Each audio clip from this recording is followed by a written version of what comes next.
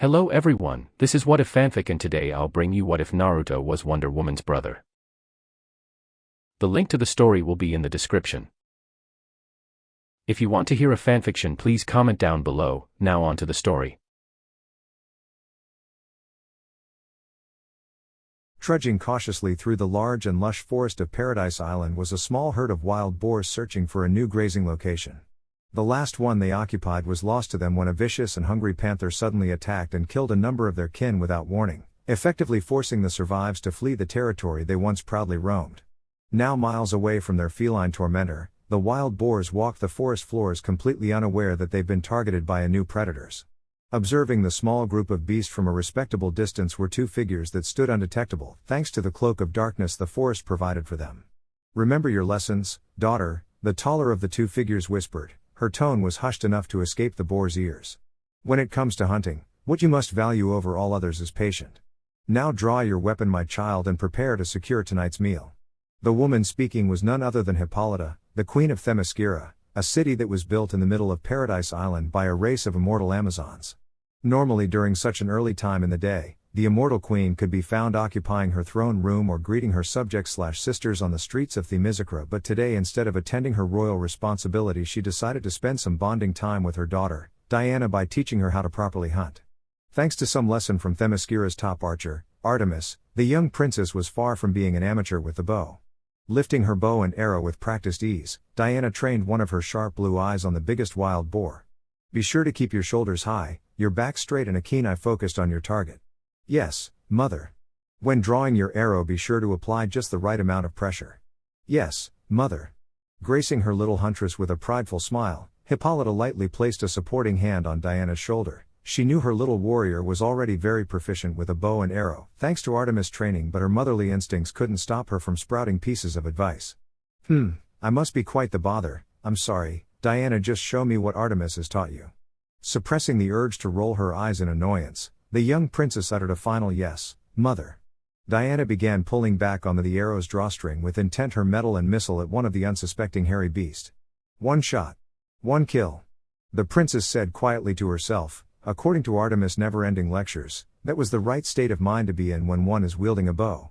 As Diana finally released the arrow from the bow, almost simultaneously, an unnaturally loud noise that neither of the Amazons could recognize tore the air as something massive passed above the mother and child, effectively blocking out the sun few brief seconds. Before either mother or daughter could begin speculating about what just flew over them, the two found themselves struggling to stay upright as a violent tremor shook the ground and another loud noise echoed throughout the forest. However, unlike the first sound that interrupted their hunting trip, the two royalty were able to compare this sound to something large crashing, and according to the volume, it wasn't far away. "By Hera, what was that?" a shocked Diana yelled as she looked to her mother for an answer. Hippolyta, facing in the direction of where the unnaturally loud sound originated from, withdrew the sword that hung from her waist and moved closer to her daughter. "I don't know, daughter. But I intend to find out." Now, with her mind focused on her self-given mission, the queen was prepared to go investigate the disturbance, but stopped for a moment to address her daughter. "Diana, you must stay here." "What?" the raven-haired princess said in a hushed whisper. "Mother, you can't be serious." "I am," Hippolyta said with steel in her voice. "There very well may be danger ahead. And she will not / could not put her precious daughter at risk. And that's exactly why I should accompany, mother." Diana argued back. As a proud Themysciran, she found the idea of being asked to stay behind equivalent to an insult.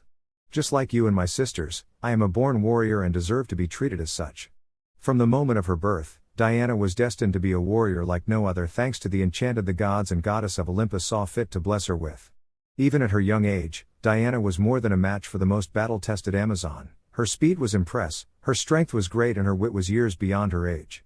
No matter what trail was placed in front of her, Diana never failed to prove her worth: swords, spears, bows, hand-to-hand combat, and so many other things.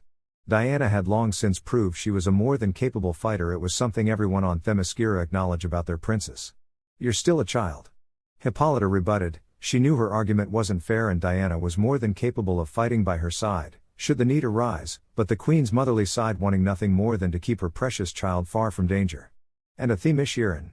After a few moments of silence between the two, Hippolyta finally relented. This disagreement was taking up too much time and she needed to leave now. "Fine. But you are to stay a fair distance away." Her compromise was delivered in a no-nonsense tone. Once she received a nod of agreement from her daughter, the warrior queen, with Diana trailing behind, began making her way through the forest to investigate what was responsible for bringing their hunting trip to a grinding halt. As the two grew closer and closer to the source of the disturbance, they came across a startling sight. Where once stood tall trees, berry bushes and an array of exotic flowers was now replaced with an image one would compare to a war zone: uprooted trees, charred earth and even a few dismembered limbs that undoubtedly belonged to humans. By Hera. The 12-year-old stated in breathlessly tone. Unlike her mother, she was unused to such sights of wanton destruction. "Trust me, daughter, Hera had nothing to do with this," Hippolyta said as she stared unflinchingly at the served head, more specifically a man's served head. "It's been ages since she's seen such a sight. Steel yourself, daughter, before we were brought to Paradise Island such sighs were common to those who claimed the title Amazon." Try as she might, the warrior queen was finding it hard to stop the memories of fighting off both Ares and Hercules' forces from flooding into her memory. "As you know, daughter, the Amazons are no stranger to death and war." With that said, Hippolyta returned her attention back onto the trail of destruction. It only took few more minutes of walking before the mother and daughter pair came upon a scene of pure destruction. Littered around the area were large metal pieces of wreckage that spewed random bursts of sparks. Given the shape of the pieces, it was obvious to the two that they were made to form some even larger construct. Another common sight among chaos were even more corpses. Dropping her bow in shock, Diana clasped both her hands together in front of her. "By Hera," the young Amazon said breathlessly tone. "What madness is this, mother?" For the second time today, Hippolyta found herself unable to find a proper answer for her daughter. "I have no idea." Allowing her curiosity to come to life, the Queen of Themyscira placed her sword back within its sheath as she moved in closer to examine the heavily damaged area. While her mother moved in for a closer look, Diana was more than content to keep her distance, that is until she noticed a trail of blood that led into the forest. Did someone actually manage to survive this? After taking a moment to retrieve her bow, the princess began following the red liquid with the hope that she could find a savior who could answer the questions that plagued her and her mother's mind. After a very brief trek, Diana stumbled upon a severely injured blonde man slowly rocking what appeared to be blood-soaked orange blanket. Appearing between the ages of 20 and 25, the heavily injured young man was dressed in full black bodysuit that sported a various amount of rips, burns and fresh bloodstains. Strapped to his back was a long katana that features were hidden by a black sheath. Based on all the equipment the man wore, it was obvious he was some kind of warrior. Not entirely sure how to handle such a situation, Diana did the first thing that popped into her head. "Mother! Come quickly!" The unprepared princess yelled. She wanted to help, she really did, but with all her knowledge on fighting, Diana lacked medical skills. After hearing her daughter's voice, it didn't take long for Hippolyta to arrive. "What is it, Gia? Oh my!" Whatever Hippolyta was expecting to find, it was defiantly not a fading man clutching a bloody blanket. Dull blue meet vibrant blue as the spiky-haired blonde somehow mustered enough energy to lift his head and meet Hippolyta's gaze. "Hey, can you believe this kid, Kushina?" the man said through labored breaths. It seems that his condition was playing tricks on his mind. "I mean, who sleeps through a plane crash? All that racket and not a peep out of him." Eyes widening at the word kid, Hippolyta quickly scrambled over to the man's side and placed a hand on the blanket. "By Hera." She could feel movement. "Hey, you mind doing me a favor, Kushina?" the man muttered as he stared at Hippolyta. His voice was getting weaker and weaker. "You mind taking Naruto for a little while? My arms are getting tired." With a small nod, Hippolyta took the bloody orange blanket from the man's hands and unwrapped it to reveal a baby. The blonde hair on top of the toddler's head signified him as the dying man's son, but Hippolyta had no idea what to make of the odd whisker marks that occupied the child's cheeks. Birthmarks? Strange but admittedly adorable. How could a child sleep through such chaos? Hippolyta wondered. The queen's silent question received a horrifying answer. Contrary to what the dying man and Hippolyta initially believed, the child was not sleeping. No. It was wide awake, and the reason its cries did not fill the forest's air was because each breath it took was labored. "Hera, mercy!" the devastated woman muttered as she stared at the child. Unless the skies parted at this very moment and out walked a god or goddess to bestow the infant with a blessing, Hippolyta had no doubts the innocent life has only minutes to live. A rough cough brought the retired warrior's attention back to the dying man. "Thanks. And if you don't mind, could you do me one more thing?" "What is it?" the queen asked in a soft voice. "Raise Naruto to be a better man than his father." With his final words spoken, the light finally left the man's eyes. After uttering a brief prayer out of respect, Hippolyta glanced back at her daughter. who watched the scene play out with wide eyes. She was ignorant of the child's imminent death, and Hippolyta wished to keep it that way. Diana, fetch help from the city. The queen ordered. But mother? Now Diana, we do not have to argue on this matter. Go for help now. Hippolyta knew no matter how fast Diana is, it would not be enough. Death was lingering over the child's shoulder, and there was nothing could be done. The whole facade was to spare her daughter from watching a child die. Why, yes, mother. Before Diana took off towards the city, her eyes lingered on the bundle her mother held close to her chest. Once her precious child was long gone, Hippolyta hugged the small blond boy closer to her chest. You are not one for this world, child, and I wish you happy days in the fields of Elysium. Such a somber scene, it almost makes me forget about your bloody and brutal days on the battlefield. Almost. If Hippolyta was surprised by the unexpected voice, she did an admirable job at now showing it. Ares. The woman spat out if the name was Venom. When she turned to look upon the god of war, the beautiful warrior couldn't help but gasp at the form he had chosen to take.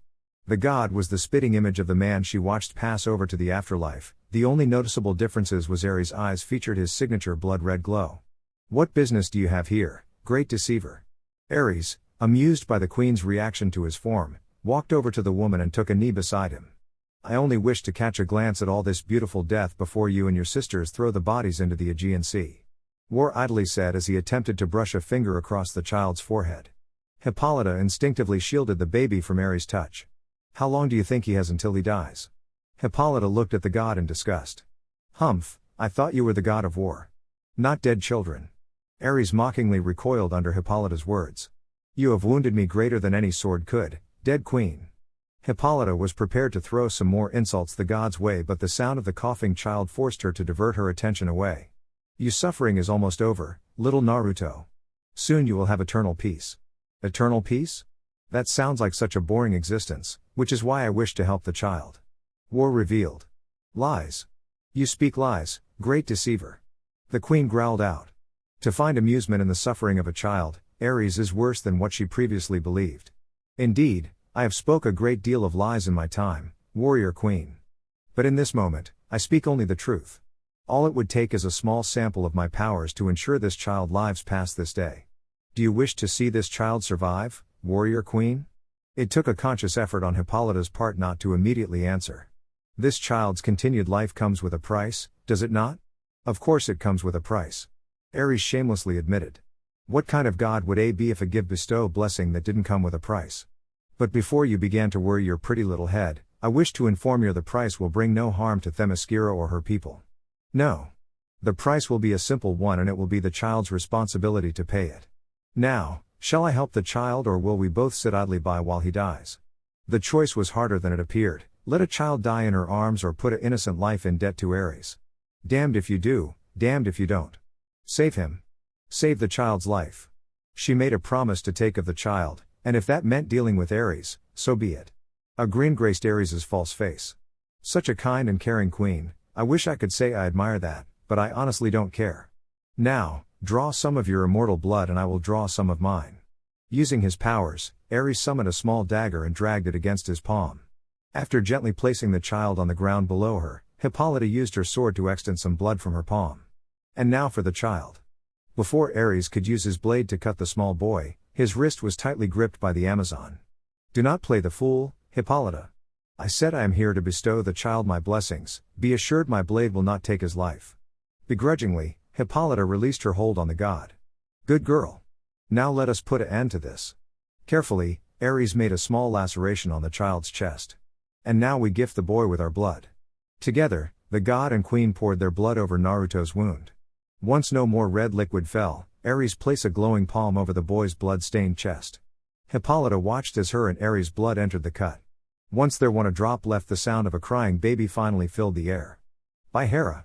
The queen wasted no time in returning Naruto into her arms. Calm down, my child. Everything is all right now. As she peeked at the child's face, Hippolyta noted the thin whisker marks that graced the young boy's cheeks had now changed into solid black bars. A glance in Ares' direction revealed that the god of war had decided to make his leave.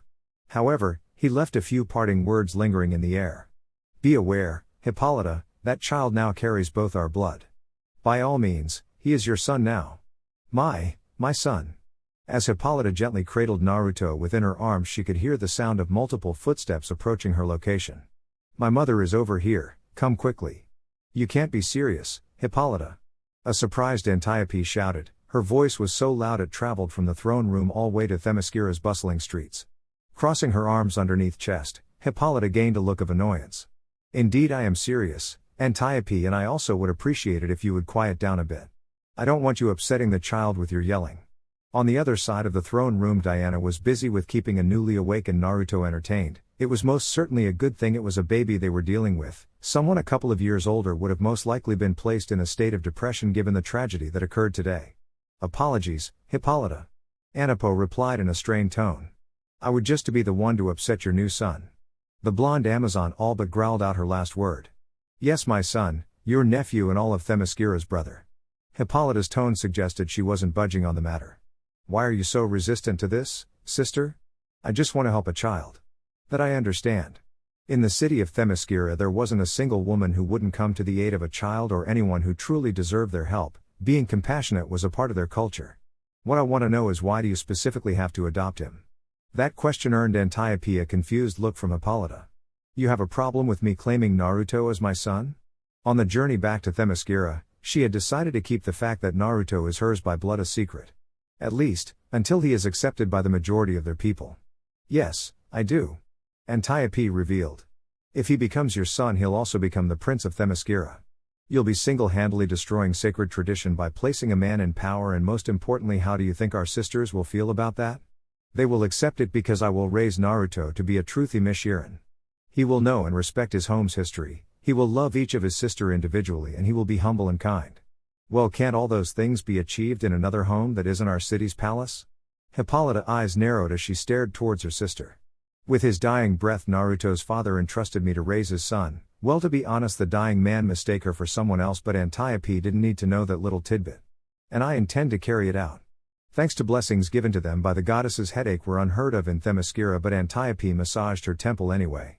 To this day, Hippolyta, you've never respected a single word that's been spoken by a man, bar the gods above us, so why start now?"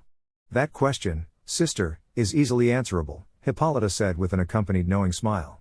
"Diana, come here and bring your little brother." The confused look on Antiope's face caused Hippolyta's smile to grow a bit wider. "Yes, mother," Diana said as she approached the two older women with her little brother in hand. The outcome of her mother and aunt's debate mattered very little to the young princess because she had already reached a conclusion concerning the spiky-haired blonde. No matter what path is chosen for Naruto, he will always be her little brother. Once Diana was standing in front of them, Hippolyta revealed her plan.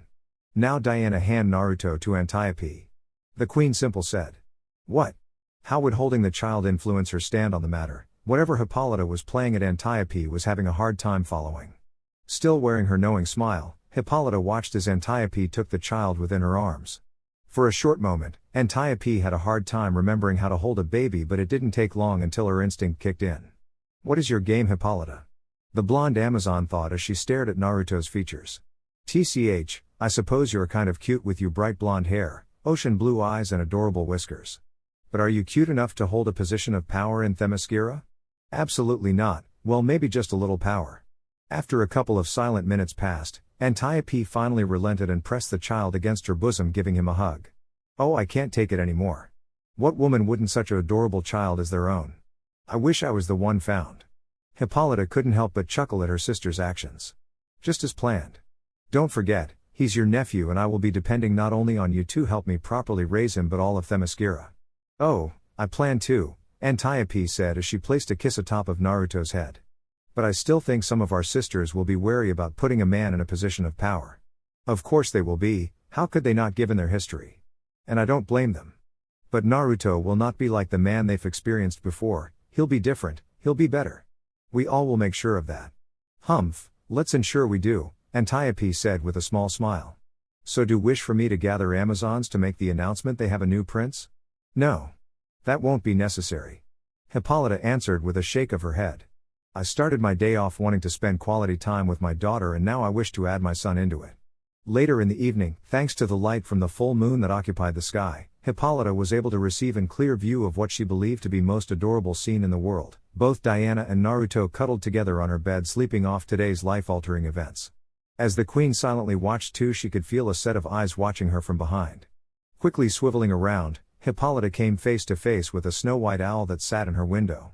That isn't just any owl, she thought as her eyes stayed glued on the winged creature. Wasting little time, Hippolyta removed herself from the bed in a way that wouldn't awaken the sleeping children and bowed before the bird.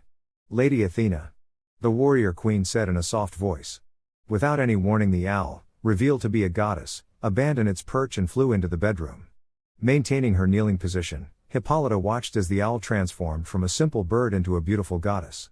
Dressed in an outfit that was a mixture between royal robes and battle armor, Athena was a thing of beauty, dark brown hair falling into the middle of her back, lightly tanned skin that seemed to accented by her golden armor, and an air of wisdom that seemed to make others around her offer their undivided attention. "Rise, Queen Hippolyta," the goddess of war said. "I will not have you bow to me in your own bedroom." Obeying the goddess's words, Hippolyta lifted herself from the floor but stood in a way that said she was talking to someone of a higher status. "To what do I owe the honor of your visit, Lady Athena?" She already a hunch. Athena offered Hippolyta a benevolent smile as she addressed the question.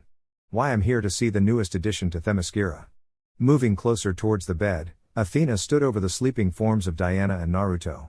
"Well, isn't he just the cutest?" "Indeed he is, Lady Athena," Hippolyta responded in a monotone voice. This wasn't like gushing over the child with Antiope, she was talking to a goddess. With gentle hands, Athena carefully pried the sleep baby from Diana's arms and held him. "So do you really intend to raise him as a Themysciran? Even though he carries the blood of your people's most greatest enemy?" "He also carries my blood, Lady Athena, therefore he is a Themysciran." "A honorable endeavor indeed," Athena said, commenting on Hippolyta's plans to treat the boy as if he's her own. "But your plan is not without flaws." "I'm well aware of that, Lady Athena. Because of Ares' blood, Naruto will no doubt be endowed with great power and a thirst for battle," Hippolyta said. "But Ares is not one who is raising Naruto, I am. My son will honor and love Themyscira. He will better than any before and after him, this I promise, Lady Athena." Spoken like a mother. The goddess of war and wisdom complimented. "And as a Themysciran, young Naruto is entitled to my love. I wish to offer him a gift." Holding out both her hands, a bright glow surrounded her hands, forcing Hippolyta to look away for a few moments. "Return your gaze to me, Queen of Themyscira." Within the goddess' palms was a small lion cub. "Behold, a companion that will stand by Naruto's side until the end of his days." "Well, I have to admit, that went much better than I expected," a pleased Hippolyta said as she walked through halls of the Themysciran palace with her two children trailing not far behind. The reason for the mother of two bright mood was because just moments ago the immortal queen along with her daughter bore witness to just how accepting and kind their sisters can be when she announced Naruto's presence and position to her fellow Amazons. Admittedly, a small part of Hippolyta feared Antiope's theory of a number of Amazons not being too pleased to know a male would be given the title Prince of Themyscira, but much to Hippolyta's relief, she received no outcries of anger when she offered the stage to any who would disagree with her decision. Though that could have been attributed by her Hippolyta informing the women of Athena's blessings. "I truly hope they want Naruto here and didn't hold their tongues in fear of insulting Athena." As Diana trailed behind her mother, she carefully cradled her little brother within her arm. "They did seem quite welcoming to little Naruto, mother," the princess happily noted. Like her mother, Diana was ecstatic to know that Naruto wouldn't be treated like an outsider. "Given our people's history with men, I'm surprised no one stepped up to argue against you, mother." Thanks to her history lessons, Diana was well aware of the suffering her mother and sisters endured in the past. "That's because our little prince is nothing more than a child, Princess Diana." Both the queen and princess heard a voice say behind them.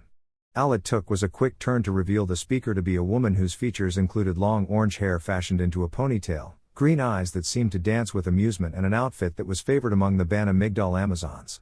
"Just because we Amazons have bad history with men, that doesn't mean we'll project our anger onto an innocent child. We're warriors, not monsters."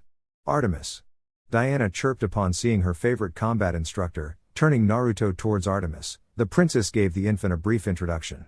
"Artemis, Naruto, her name is Artemis.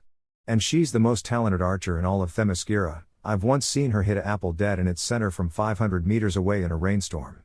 She's also teaching me the fighting styles of the Bana Migdal Amazons, and when you're older I'm sure she'll teach you too."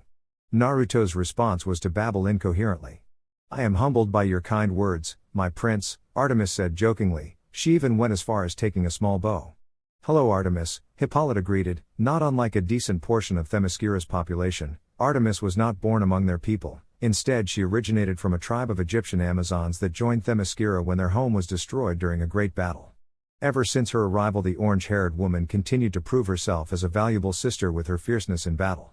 "Is there anything you need of me?" "There is indeed, my lady," Artemis answered before turning towards the two youngest Themysciran. "Why don't go take your little brother to the garden, Princess Diana? I have things to discuss with the queen." Little brother, there's a word Artemis thought she'd never use. Diana's cheeks puffed up in annoyance at the way she was so casually dismissed. "And why would I do that, big sister? As princess, don't you think I'm entitled to know what's going on in my city?" She wasn't speaking out of pure nosiness or entitlement. Diana took her role as the princess seriously and wanted to be included in helping in problems that Themyscira might encounter. According to her mother, being the princess meant she was a servant of the people and was expected to come to their aid when they needed her help. "Trust me, princess, this is something beyond your age." That managed to get Hippolyta to arch a brow in curiosity. There weren't many secrets among the Amazons. "Wipe that frown from your face, daughter, and don't worry about a thing," Hippolyta said in a motherly tone. "Just do as Artemis says and take Naruto to the garden to play." If Artemis insisted that Diana was too young for this talk, then she'd have to agree to send the princess away. However, if she could, Hippolyta would later give Diana a abridged version of the conversation. Obeying her mother, Diana turned away from the two and began walking towards the palace's garden. "Come, little brother, I'll show you my favorite type of flower." Once Diana and Naruto was out of listening range, Hippolyta turned towards Artemis and shifted her persona from caring mother to warrior queen. "What is it, Artemis?" She hoped with all of heart the conversation topic wouldn't be about her son's place in their society. "I believe it would be best if we take this conversation to your throne room. That's where the others are." "Others?" Now seated on her throne, Hippolyta's eyes swept over the women who called the unscheduled meeting: Artemis, Antiope, and Penthesilea, the commander of Themyscira's royal guards. "So tell me, what is it that has brought us four into this room?" the queen inquired. Stepping forward first was Penthesilea. Like the other women in the room, she boasted a beautiful appearance: dark red wavy hair, mocha-toned skin, and armor that did nothing to detract from her feminine figure. "It was I who called this meeting, my lady," Penthesilea revealed. "And it's concerning your new son." Hippolyta gripped her throne's marble armrest so tight fractures were beginning to appear. "What is it about Naruto?" she asked in a strained voice. It seems her worries were coming true. Seeing the distressed look on her sister's face, Antiope made a move to calm her nerves. "No need to worry, Hippolyta. We are not here to talk about Naruto being in any danger, quite the opposite. In fact, we want to talk about Naruto's future." Feeling a wave of relief wash over her, Hippolyta encouraged the three to continue. "What of it?" Now that her queen was in a better mood, Penthesilea continued. "While you were presenting the prince, I recognized a familiar look on a number of the Amazons' faces, a woman's longing. I could tell because they wore the same expression when you presented Princess Diana." "Jealously?" Hippolyta asked in disbelief. She couldn't believe that word could be used to describe any Themysciran. "Unsurprisingly, yes," Artemis bluntly answered. "You couldn't really believe you were the only one who longed for a child, my queen." Hippolyta had no comment to make. Warriors or not, we are all women. And it is in a woman's nature to desire a child. It didn't take very long for Hippolyta to reach the same conclusion the three before her did. "Are you saying that when Naruto reaches the right age, we believe a number of Amazons will attempt to have him impregnate them?" Antiope said, both her hands placed firmly on her hips. "Well, it's only a theory that three Amazons thought up when they allowed their minds to wander, but we still believe this talk needed to be had." Momentarily shocked by what she just heard, Hippolyta found herself unable to greet one of her personal guards, Mira, who just entered the throne room. "Queen Hippolyta," the raven-haired woman said as bowed. "I have come bearing request from your loyal Amazons." Snapping out of her state of shock, Hippolyta addressed Mira. "Who are these loyal Amazons?" the queen asked. Mira's sudden appearance was a rare case of irony. "Apologies, my lady, there are too many to name." That statement surprised every woman in the room bar the one giving the news. "Well, can you remember all of the request?" Antiope asked. Were women already planning to ask Hippolyta if her son could give them a child? "While there are many who've made requests, they all want the same thing," Mira said, further confusing the women. "They wish to hold Prince Naruto in their hands." Why? the confused queen asked. "I honestly do not know, my lady." Letting the request sink in, Hippolyta found it difficult to say no. "Send a few in, I would like to have words." Giggling softly at Naruto's ever-curious behavior, Diana watched as her younger brother crawl frantically through the garden, trying to take in every sight his bright blue eyes could see. "Isn't the garden wonderful?" little brother? The princess asked while expecting no answer. Given the tragedy that led to her and her mother discovering Naruto, Diana was happy to see Naruto enjoying himself. After taking her eyes off Naruto's small form to admire the sight of a small flock of hummingbirds, Diana turned back to discover the blonde bundle of energy had scampered off into another part of the garden. Naruto? She shouted in worry. Thoughts of her younger sibling stumbling into a thorn-filled rose bush motivated the princesses to run frantically through the garden. The moment Diana rounded the first corner of the garden, she discovered her brother safe and sound along with Alexa, who's sitting comfortably on a blanket with a stack of books next to her. "Well, hello there, little one," Alexa said as she set one of her books aside in favor of lifting Naruto up. Unlike the majority of her sisters, Alexa is the one of the few Themyscirans who doesn't feel the least bit comfortable with a sword in hand. In fact, Diana couldn't recall a moment when she's seen Alexa holding an unsheathed sword. It's this lifestyle choice that encouraged Hippolyta to ask the well-read Amazon to instruct Diana in their people's more non-violent ways. "So this the little prince I've been hearing about." "Thank Hera," Diana said in relief as she joined the two on the blanket. Based on this little game of hide and seek, the older sister had no doubt when Naruto grows a little older. Sorry about disturbing your reading, I was not aware you were in the garden." "No need to apologize, Diana. I don't mind the company. Especially if it's her favorite student. He's quite the adventurer, isn't he?" It was obvious Alexa was commenting on how Naruto crawled around the garden without a sense of apprehension. "I have a feeling he's going to be very popular among our sisters." "What makes you say that?" Diana wondered aloud. "Oh, just a feeling." 8 years later, the first son of Themyscira. That was the title the Amazons of Themyscira unanimously decided to grant upon their beloved prince. During the first week of Naruto's sudden arrival, Queen Hippolyta offered every woman who inhabited Paradise Island the chance to hold the prince in their arms, that along with the infant's innocence stirred the love of children within every Amazon who chose to attend the event. And the turnout was very substantial. And so through the passing years the young prince knew the love of 1,000 mothers and the teachings of Themyscira's most wisest scholars and decorated warriors. Like a moth to a flame, the first son of Themyscira took to each lesson he was taught so that he might be with them heart and soul. He wanted to know all about Themyscira's history because he declared it to be his history also. He wanted to be great warrior to protect his home and her people just like any prince should. And the more the young boy grew, the more he excelled. To name any great battle and what strategy brought the Amazons victory was a simple task for Naruto. And combat? It's nothing more than second nature to the boy who holds the blood of the god of war and the queen of the Amazons. No weapon was above Naruto's understanding. Anything that has a practical use on the field of battle could be wielded by the son of war with mere ease. Extreme proficiency with weapons wasn't the only gift that was bestowed upon the blonde. Herculean strength that matched his sister's belonged to Naruto, the ability to heal from debilitating wounds in a matter of moments and the uncanny ability to understand nature, among a few other things.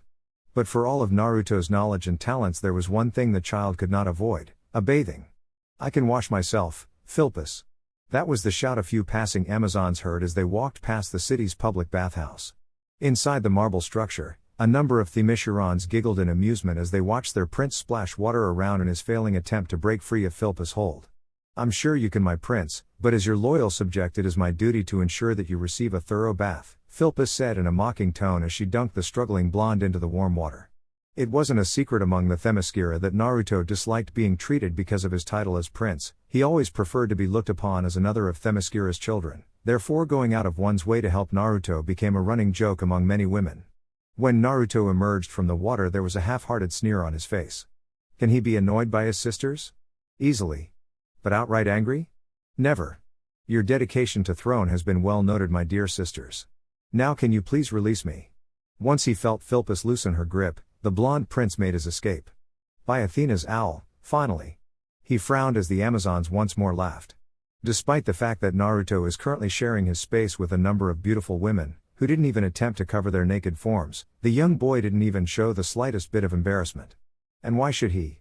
The sight of naked Amazons was a scene he experienced every single day. Now that she didn't a prince to toy with, Philpus began lathering herself with soap. "So what lessons will you be learning today, my prince?" "None," was Naruto's simple answer. "Mother has decided to give me a day free of my studies and I intend to spend it hunting with Demos." Next to training alongside his sisters, Naruto favored spending his afternoons hunt with Giant Lion Friend. "By the gods and goddesses, I didn't believe such a thing was possible, my dear sisters." Callisto, a Amazon who specialized in sculpting marble, loudly announced. "Our beloved prince actually can spend an afternoon away from Artemis." Naruto's whisker-marked cheeks gained a small red tint as the Amazons laughed at his expense. Wah, what is that supposed to mean, Callisto? The naked dark-skinned Amazon offered the embarrassed blonde a mischievous grin. No need to embarrassed, Prince. Almost every Amazon on Themyscira knows you favor Artemis. The best response Naruto could muster was to submerge himself in the bathhouse's warm water. Tell me, my prince, what do you like most about Artemis? Is it her skill with a blade, fiery attitude, or is it her beauty? Philpus asked. I find all Amazons on Themyscira beautiful, big sister, Naruto mumbled out. Did you hear that, sisters? Prince Naruto finds us all beautiful. Suddenly the young warrior found himself surrounded by women. If you find us all beautiful, who's the most beautiful? Naruto felt a hand glide across his whisker-marked cheek as he stumbled to find a decent response. If the queen were to ask you to choose a Themysciran to be your wife, who would you choose? And Naruto's breaking point was reached. I believe that this has been a successful bath and I am clean enough. My Hera grant you all wonderful sisters, Naruto yelled as he climbed out of the water and towel to dry himself off. If anyone has need of me, I will be in the forest. The Amazons giggled loudly as they watched their prince practically run to the exit. Now that his bath was done, Naruto stood outside the bathhouse clad in a crimson loincloth that reached around his entire waist, a snug-fitting leather vest, a pair of sandals, and finally a golden band that held the image of a ram's head wrapped securely around his right bicep. All done, Deimos, apologies for making you wait so long. Philpus thought it would be funny to attend to her prince's needs.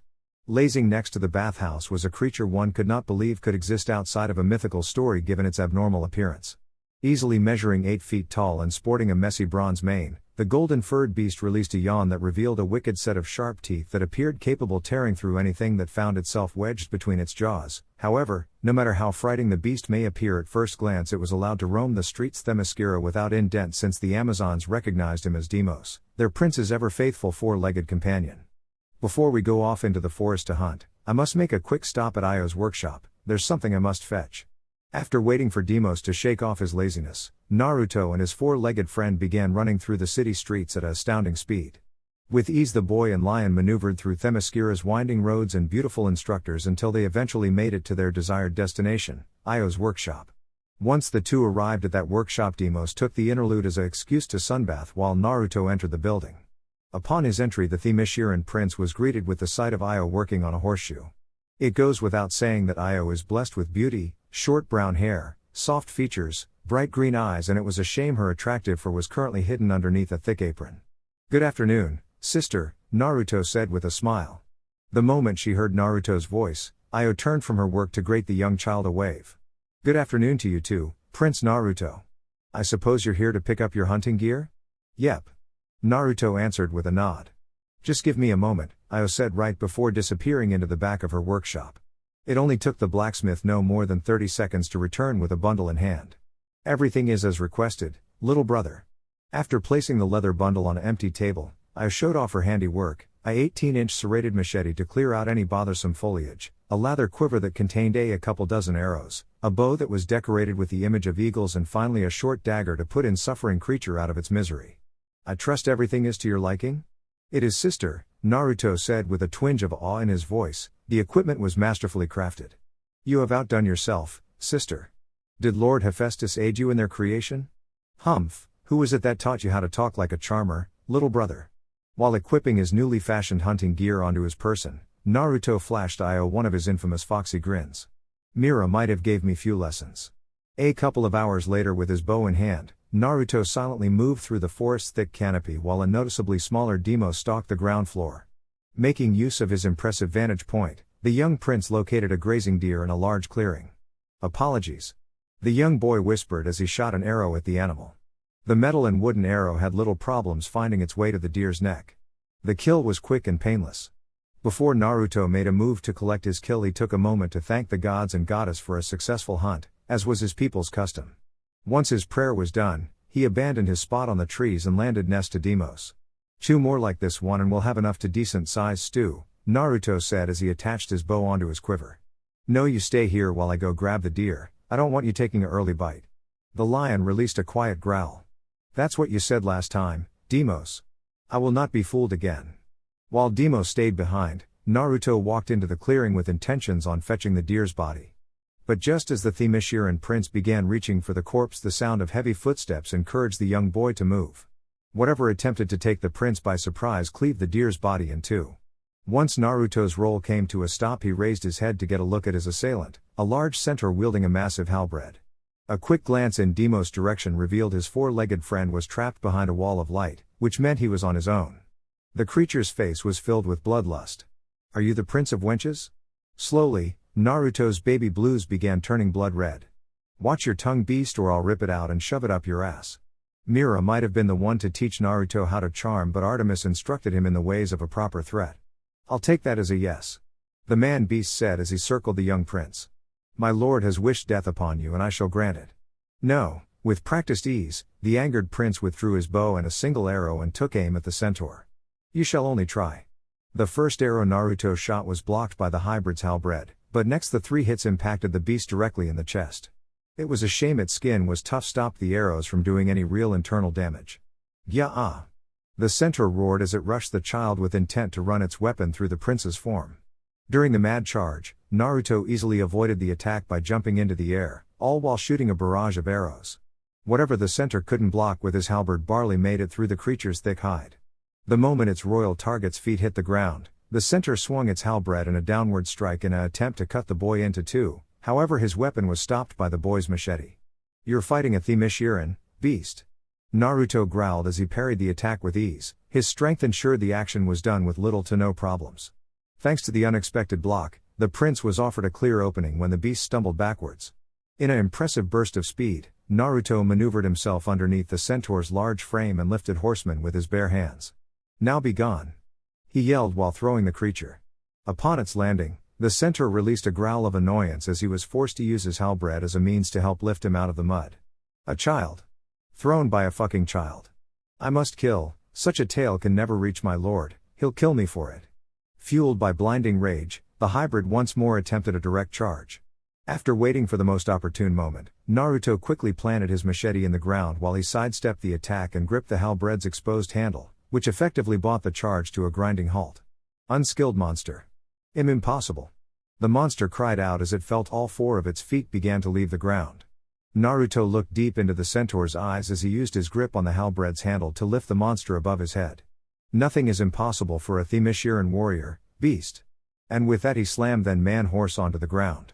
As the creature laid on the ground momentarily stunned, Naruto retrieved machete from the dirt and aimed it in the direction of his 4-legged enemy. "I hope Lord Hades has something horrible planned for you." Before Naruto could behead the beast, his serrated blade was blocked by the halberd. "Why don't ask him in my steed?" The centaur yelled as it used one of its 4 horse legs to kick the boy in his unguarded chest.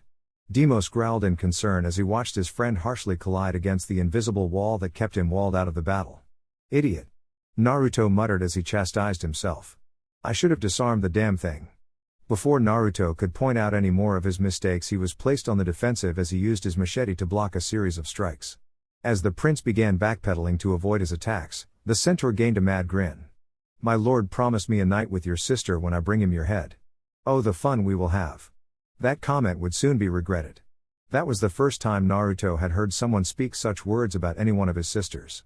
Naruto, without speaking a single word, gave the monster a dead-eye stare that somehow caused the 4-legged hybrid to freeze mid-strike. Something within the prince had suddenly snapped. While tightly gripping his weapon's hilt, the machete's serrated blade unexpectedly became engulfed blue flames. Once the centaur managed to snap out of its trance, the beast desperately tried to impale the young boy with his weapon.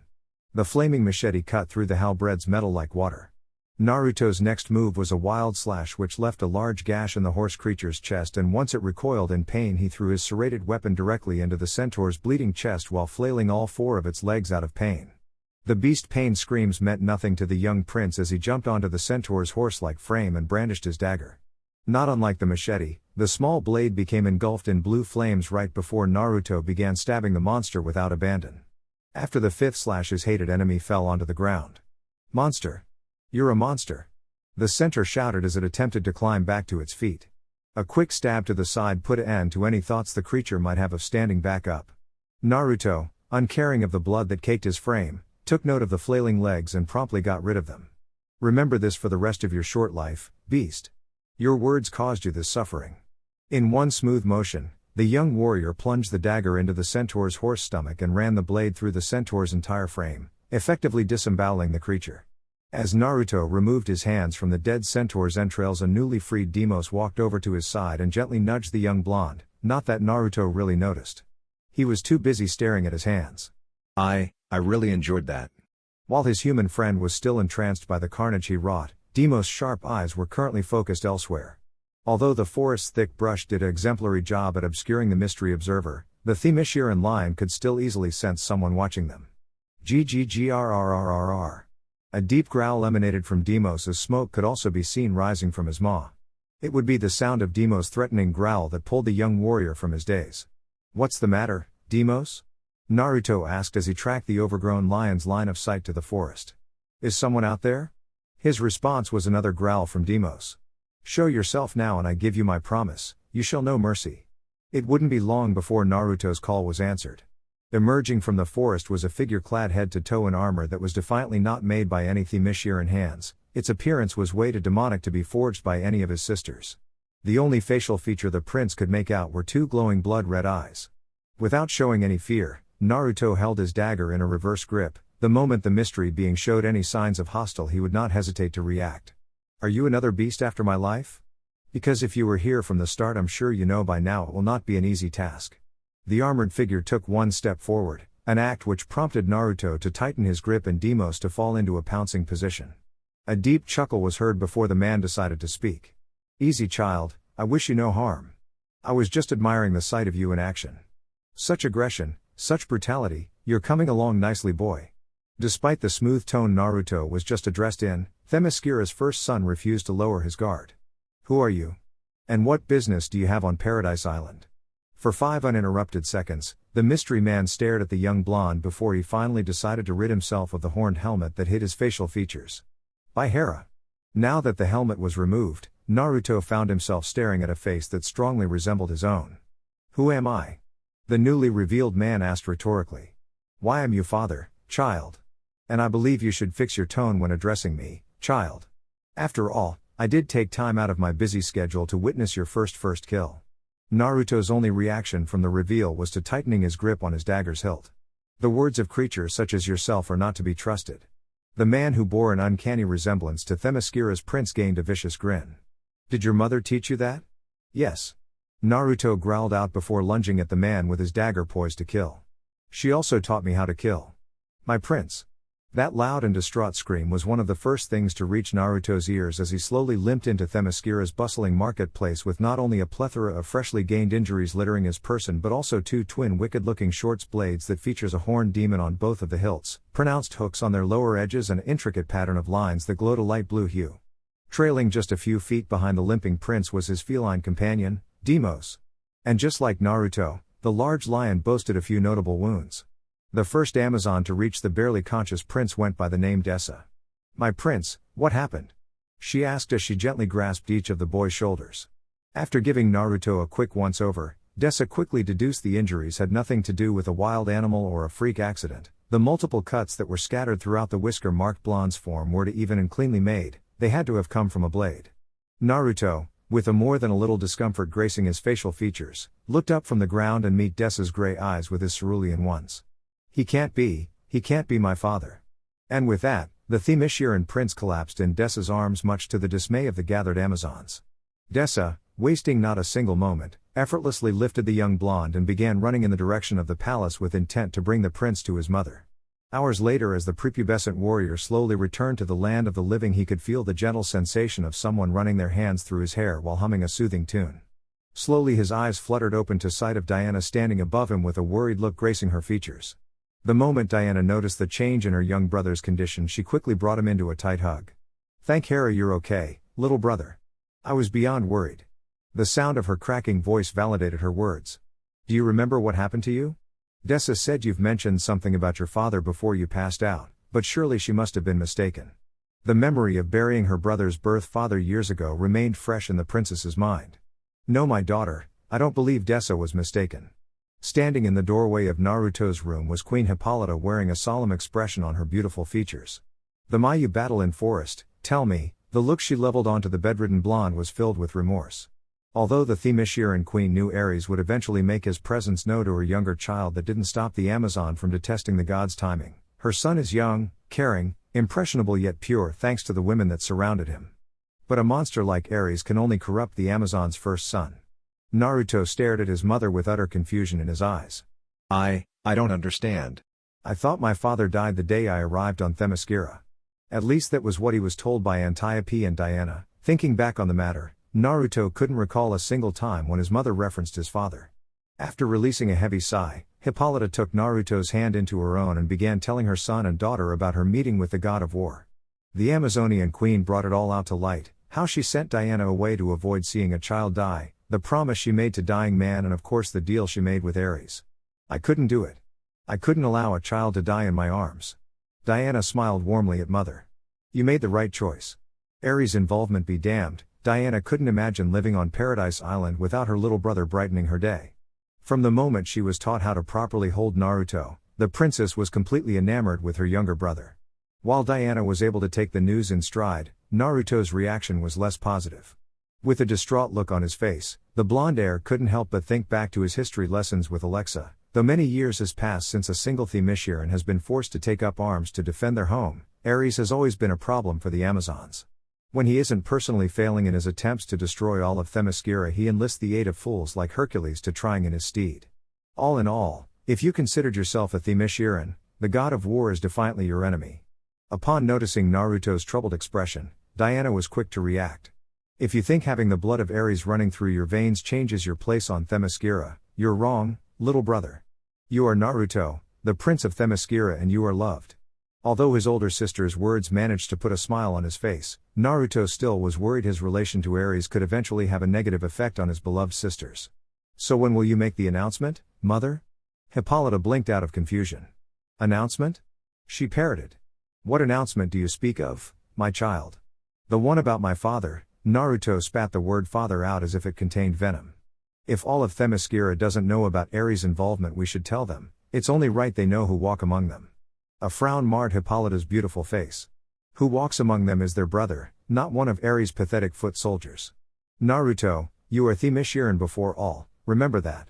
Yes, mother. Was the whisker-marked prince's immediate response.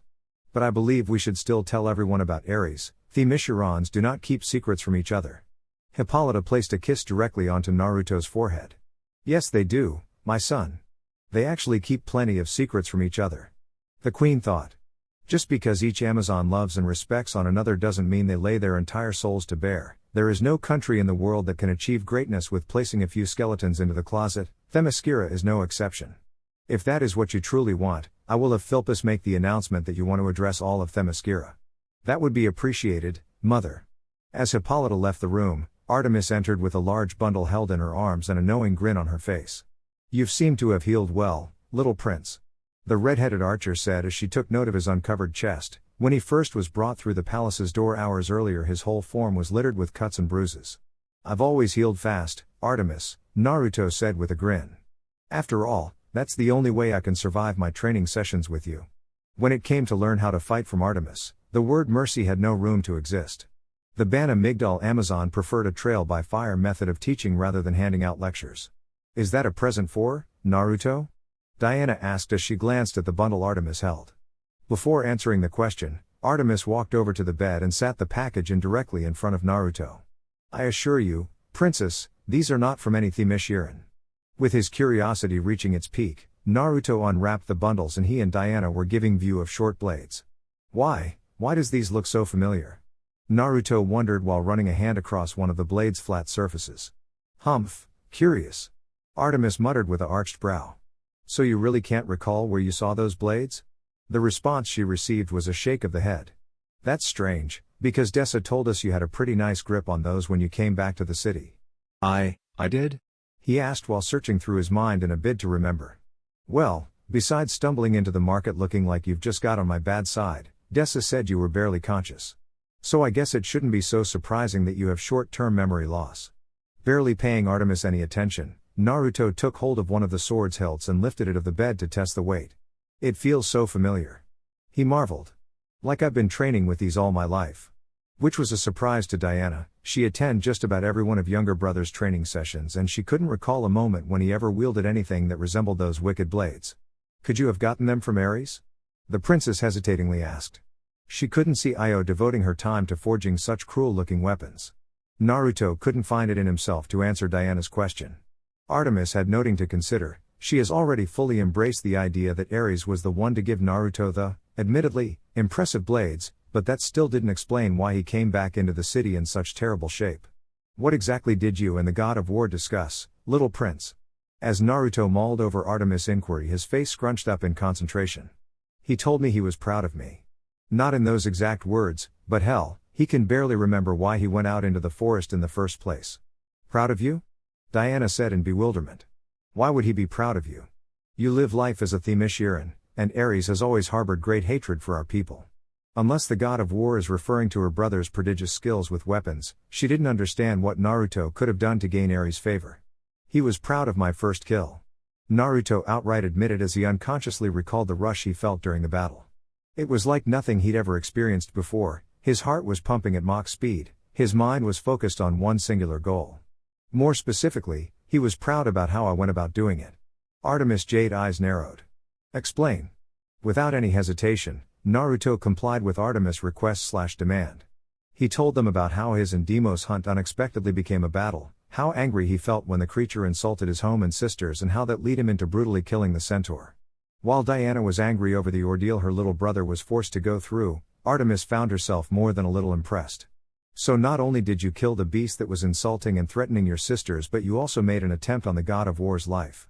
Naruto opened his mouth to explain himself, but Artemis' surprising outburst stopped him before he could get a word out.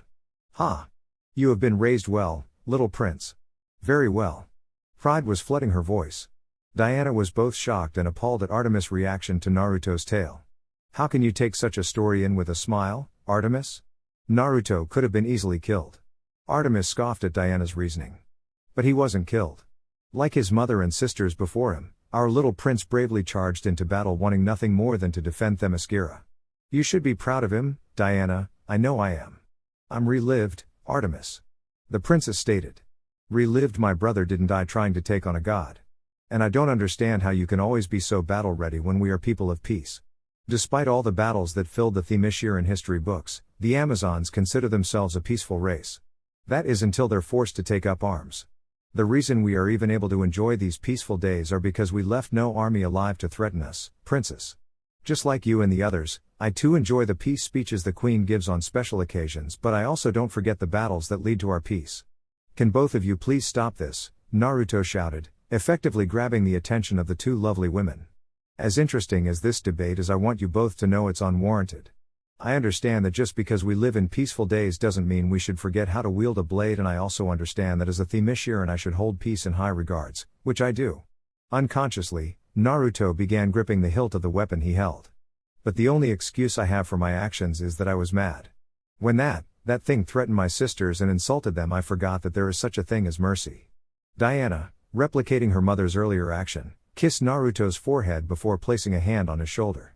I know you had nothing but the best intentions in your heart, little brother, but you must remember that the edge of a sword isn't always the answer. Make no mistakes, your actions honor Themyscira, but it also put you in harm's way. Suppressing a coddling comment, Artemis wordlessly decided to put off her sparring match with Diana later on. Your sister speaks the truth, little prince. You've honored us all with your actions and bravery, she said while ruffling Naruto's spiky locks. Now, I believe you are to address Themyscira soon, am I correct? The young blonde nodded in confirmation. Well, it wouldn't be very appropriate to talk to your sisters as is, the princess and I will leave you to prepare. And with that, the two gave Naruto a small bow before leaving the room. Once Diana and Artemis were no longer in sight, Naruto tossed both of the identical swords across the room as if it was a crime to even be in their presence. I don't need you in my life. 2 years later, is there anything on Gaia's green earth that's better than a well-written book, Deimos? Alex idly asked Deimos as she rested her body against the enchanted lion's massive form while reading a book that told a story about an adventurous young woman who travels the world. Just like the red-headed beauty expected, the notoriously lazy lion simply yawned in response to her question. I suppose you are entitled to your own opinion, my friend. While the living personifications of beauty and the beast enjoying the quiet setting the sun-drenched beach offered, Deimos' ears began to involuntarily flicker as the sound of something emerging from the ocean reached him. A lazy glance upward revealed it was none other than Themyscira's first son, Prince Naruto. Over the course of 2 years not much has changed in Prince Naruto's life after he revealed that the blood of the Amazon's most dreaded foe runs through his veins. Of course, after the initial reveal there were a number of Themyscirans who felt uneasy with Naruto's presence, that in turn led Hippolyta to assign the prince 4 royal guards. Although the number of Amazons who distrusted the prince was few, Naruto still felt wounded. It was only after Artemis, under no orders, who made the story of Naruto's meeting with the god of war public knowledge help sway the Amazons back onto the prince's side. With an empty and torn fishing net in hand and droplets of water falling from his form and into the sea below, Naruto wore a frown as he threw the net aside. Annoying beasts. The prince muttered in frustration. Alex, closing her book for the moment, took notice of her prince's irate state. What's the matter, Prince Naruto? Has the megalodons been eating your catches again? The literature-loving Amazon asked. Yes. It seems those lazy sharks have decided to quite hunt for themselves and eat whatever they can find in our nets, Naruto said as he glanced back in the direction of the Argan Sea. I thought I had an understanding with those overgrown fish. A calming smile was all Alexa had to offer the angry prince. You shouldn't be so upset them, my prince. You know how the megalodons get when they're hungry. The fact that prehistoric monsters such as the megalodon shark still exist and roams around Paradise Island's shores caused the Themyscirans no worries. Instead of being cautious or fearful of the massive hunters, the Amazons treated the megalodons as protectors and allowed them to swim their waters undisturbed, and in return the sharks have never showed any aggression to an Amazon. Sighing, Naruto swam to the sandy shore and walked onto the beach. I'm not that angry, megalodons, big sister, I'm just slightly annoyed I couldn't catch a king crab for Io. He admitted as he made his way over to Alexa and Deimos. Besides, he couldn't hate the megalodons, ever since he was taught how to swim by Alki-1. One of Naruto's royal protectors. The giant sharks have been serving as his protectors from the creatures of the deep. I just felt I need to do something nice for her to repay her for the excellent blade she's forged for me. Well, I'm sure she'll more than appreciate the effort. Alexa assured the prince with a smile. Now, I believe it's time we start heading back to the city, otherwise you might be late training session and upset Artemis. A frightful shiver ran up Naruto's spine as he thought about being forced to spar with the angry Artemis. I suppose you're right, big sister. Let's. Before he could finish his statement, Naruto found himself silenced as something large and fast flew past his head. By Hera. He may not have any idea what the object is, but the trail of smoke makes it easy to track. What was that? Alexa wondered aloud as she watched airborne craft head towards the forest. I don't know, the prince answered before jumping onto Deimos' back and grabbing 2 handfuls of his bronze mane. But we should find out, hang on tight, sister. And with that said, Deimos began following the trail of smoke. It took Deimos only a matter of seconds to make it to the forest from the beachfront. And the deeper the three traveled, the more obvious it became they were not only ones who bore witness to the spectacle. Just a few meters of them were Diana, who was horseback, and Artemis, who ran with a spear in hand. It didn't take long for Deimos' speed to outpace both his sisters. Just what do you think you're doing, little prince? Artemis yelled the moment Naruto and Alexa rode past her. At this point it was obvious to Naruto that everyone was chasing something, or someone, but what or who was still a mystery to the prince.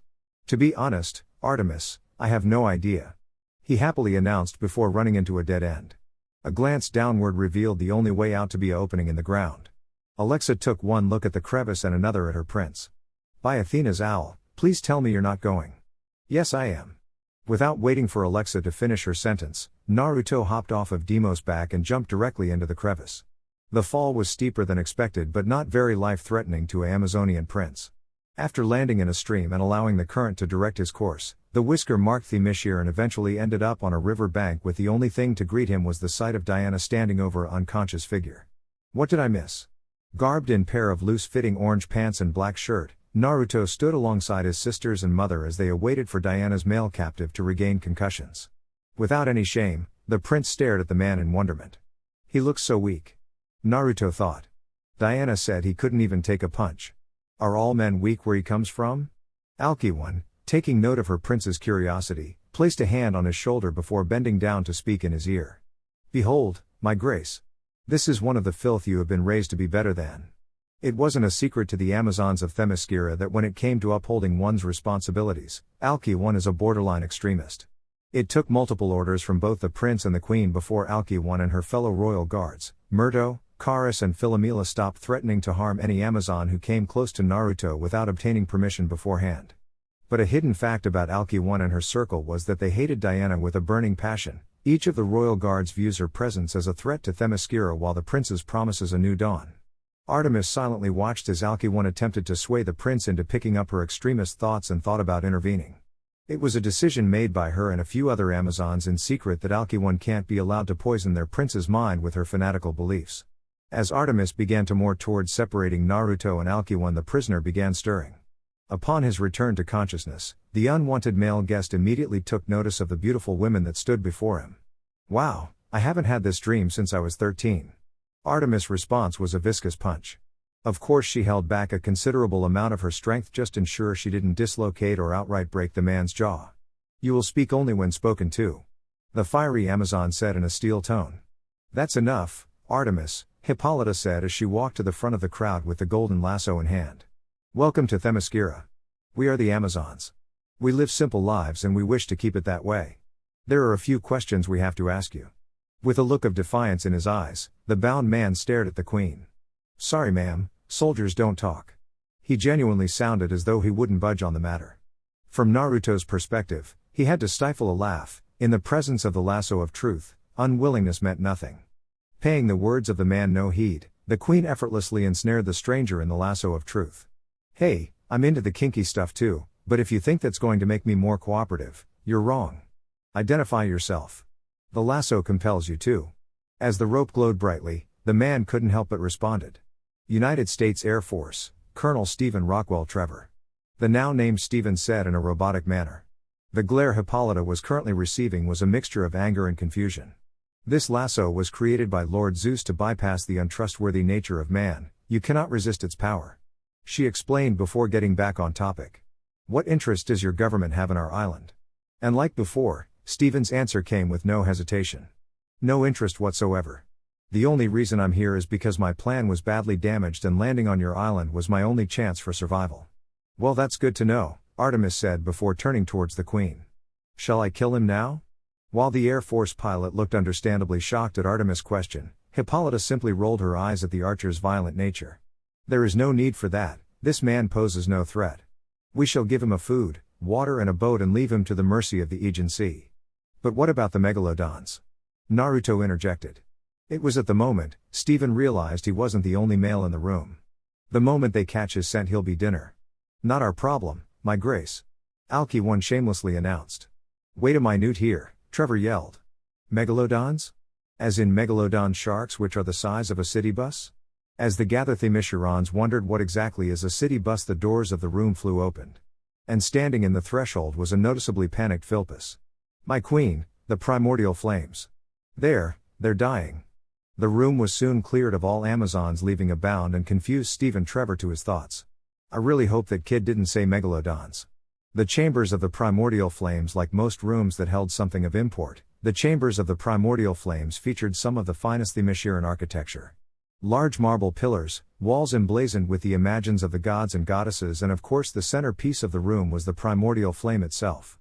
Usually the blue flames that danced on the golden disc stood as tall as a human, but now, its size was no bigger than a bush. "I don't understand, the fire was lit by the gods themselves, how can it be dwindling?" Hippolyta asked Menelip, the oracle of the Amazons. "The gods, my queen." Menelip began as she gazed at the dying flame. "They cry from Mount Olympus. There is great danger on the horizon and the world is in need of Themyscira's help." Artemis couldn't help but frown underneath the weight of the oracle's words. "And just why should Themyscira care about the world's trouble, Menelip? Can't they protect themselves?" "Apparently they cannot, Artemis." The oracle answered. "Because it has been decreed by the gods that we must choose a champion, the very best among us. She shall prove herself through tournament and the trail of flashing lighting. And then, she alone must venture out into man's world and put a stop to this great danger." Hippolyta only needed a few brief seconds to herself before responding to the gods' commands. "If the gods will it, it shall be done," she said before turning towards Philpus. "Proclaim it throughout Themyscira. Tomorrow a tournament will be held, a champion will be born." As their mother spoke, Naruto couldn't help but notice how Diana's eyes lit up at the aspect of leaving the island. Once the room held a few less Themyscirans, Hippolyta was approached by her children. "Mother, I wish to be included in the tournament." Diana's request came as no surprise for Naruto. Hippolyta was quick to address her daughter's request. "No, Diana," she said firmly. "I will not allow you or your brother to put yourselves in harm's way. Call it a mother's selfish need, but it is my will to keep you both shielded from the evils of the world." Diana's attempt to rebuttal was quickly squashed. "Be silent, daughter. I am your queen as well as your mother. And I have spoken." And with that, Hippolyta left for her throne room. Naruto wasted no time in taking his dejected sister's hand into his own. "You don't plan on letting this go, do you, big sisters?" "No, little brother, I do not." "The next day quite the turnout, eh, mother?" Naruto said as his eyes swept across the Themyscira-made Colosseum, the spectators' balcony he occupied along with his mother, Philpus, Antiope, Menelip and Stephen Trevor offered an impressive bird's-eye view. There was an unoccupied seat in the whole stadium. "Indeed it is, nephew," Antiope agreed. "It's shame the princess isn't here to join us." The reason as to why Diana was a no-show was no secret to those who inhabited balcony, well to Trevor it was. But he didn't really matter. "I do not fault my dear Diana for being upset with me," Hippolyta admitted while idly twirling cup of one in her right hand. "My decision to exclude Diana from the tournament was unjust." At the mention of Diana, Naruto made sure his mother didn't see his face as he took his seat next Stephen. Unlike his mother and aunt, Naruto knew the real reason as to why the princess was absent. With the help of a bronze helmet and slightly altered hairstyle, Diana hid herself among the competitors in order to enter the tournament. "Hey, kid," Trevor said in an attempt to grab the prince's attention. After being told that the city of Themyscira was composed exclusively of women, plus one whisker-marked exception, the pilot couldn't help but to wonder what's the story behind Naruto. "So, what exactly is your deal?" Before Naruto could make an attempt addressing the question, Alki-One quickly withdrew her blade and pressed it against the unwanted male's throat. "If you ever address His Grace in such an informal manner again, by the flames of Tartarus, I will not hesitate to behead you." While his mother and aunt played ignorant to Alki-One's actions, Naruto found himself calming the captain of his royal guard. "There is no need for any of that, big sister," he said softly while placing his hand over Alki-One's own. The moment Alki-One heard her prince's words and felt his touch, she shivered slightly before sheathing her weapon. "Yes, your grace." Now that Alki-One no longer had her blade pressed against the man's neck, Naruto was ready to converse. "I'm sorry, Mr. Trevor, but I'm not really familiar with the way you speak." "My bad," Trevor said while unconsciously rubbing his neck and silently thanking the prince for calling off the bloodthirsty guard. "I'm just curious about your story." Without even realizing it, Naruto's face became a blank slate. "It's really not that interesting." Moments after Naruto's comment, the sound of trumpets filled the air announcing the start of the tournament. For the next 3 hours all of Themyscira bore witness to a great competition that was filled with an assortment of challenges that ranged from simple foot races and archery contests to pushing 2-ton boulders across up a steep hill and no-holds-barred sparring matches. Once the tournament was done and only one Themysciran remained, Hippolyta commanded the newest Amazonian champion to reveal herself. A myriad of gasps filled the air as Princess Diana revealed herself to be the winner. "No. I forbid this," Hippolyta loudly announced. Menelip was quick to gain her queen's ear. "My queen, you mustn't. The princess has rightfully gained the title of champion. To deny her the title of champion would be to go against the gods' will." Hippolyta made a tight fist as she stared at her victorious daughter. "If the gods will it, it must be done." It's been over a year since Diana left the peaceful shores of Paradise Island to begin her God-giving odyssey with Colonel Steve Trevor hitching a ride back home, and since then all of Themyscira has been missing their kind princess. But none more than Naruto. It was only single day after Diana's departure when the spiky-haired prince realized how much he preferred having life left undisturbed. Although he never knew a moment of loneliness, Themyscira's first son couldn't stop an uneasy feeling from emerging within the pit of his belly whenever he woke up to realize Diana won't be joining him and the queen for breakfast because she's currently off on some grand adventure the gods saw fit to drop into her lap. However, despite the great deal of longing he felt for his older sister's return, Naruto would not allow himself to walk around the palace sulking. He has far too many things to attend. So through sheer force of will, Naruto pushed his thoughts of Diana aside momentarily in favor of returning to his daily routines, reading with Alexa in the garden, sparring with Artemis in the courtyard, helping whomever calls upon him and exploring the island with Deimos at his side. The only real time he had to devote to thinking about his sister would be in the dead of the night. "You really didn't have to do this, my prince," an Amazon who went by the name Namazani said as she walked few feet behind the prince with a basket filled with herbs and spices in each hand. "Such an act like this is beneath you." "Nonsense." Naruto responded with a charming smile as he also carried 2 baskets filled with goods picked from Namazani's garden. As the prince of Themyscira, I am nothing more than a servant to my people, nothing is beneath me, big sister. It was during Naruto's morning stroll through the city when he happened to come upon Namazani toiling away in her garden without a helping hand. Of course he knew his only option at that moment was to assist his sister. Thank you, my prince. The Amazon muttered as her fair skin turned slightly red. Unlike so many of her fellow Amazons, Namazani was known to have a bit of shyness to her, a trait that did not follow her on the battlefield. You honor me with presence. Naruto stopped himself from outright scoffing at Namazani's words. You speak to me as if I'm your better sister, when the truth is I'm not. Just like you, I'm nothing more than a Themysciran. The snowy-haired Amazon almost dropped her baskets in response to Naruto's words. But my prince, you are not a simple Themysciran, Namazani exclaimed. You are the first male Themysciran and the product of Queen Hippolyta's mercy and Ares' godly abilities. You have the potential to be so much more than us. I know, and that scares me. After the pair finished harvesting any and all of the ripe crops, Naruto helped Namazani sort out the herbs and spices before heading out to continue his day. With nothing else to grab his attention, the prince idly walked through the streets greeting any Themysciran who looked his way. My prince. At sound of his title and a horse's neigh, Naruto turned to see his mother's personal guard quickly approaching him by way of horseback. Philpus, how are you this fine morning, big sister? The royal child said once the armored Amazon was only within a few feet of his person. I'm quite fine, little brother, Philpus said after bringing her steed to a halt. Especially in the light of wonderful news I've just received. A golden brow was arched at the Amazonian general's declaration. Mind sharing, big sister. Philpus graciously bowed her before speaking. Your sister, Princess Diana, will soon be with us once more. Her God-given quest has come to an end and she's currently only a few miles out.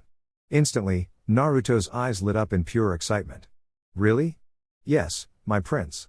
The dusky-skinned Amazon replied. And your mother has requested your presence at the palace, she wishes you to be by her side when the princess arrives. Before answering Philpus, Naruto looked to the sky in search of something in particular. Seconds later, his search ended, prompting him to release a loud whistle. Send our beautiful and kind queen my apologies, Philpus.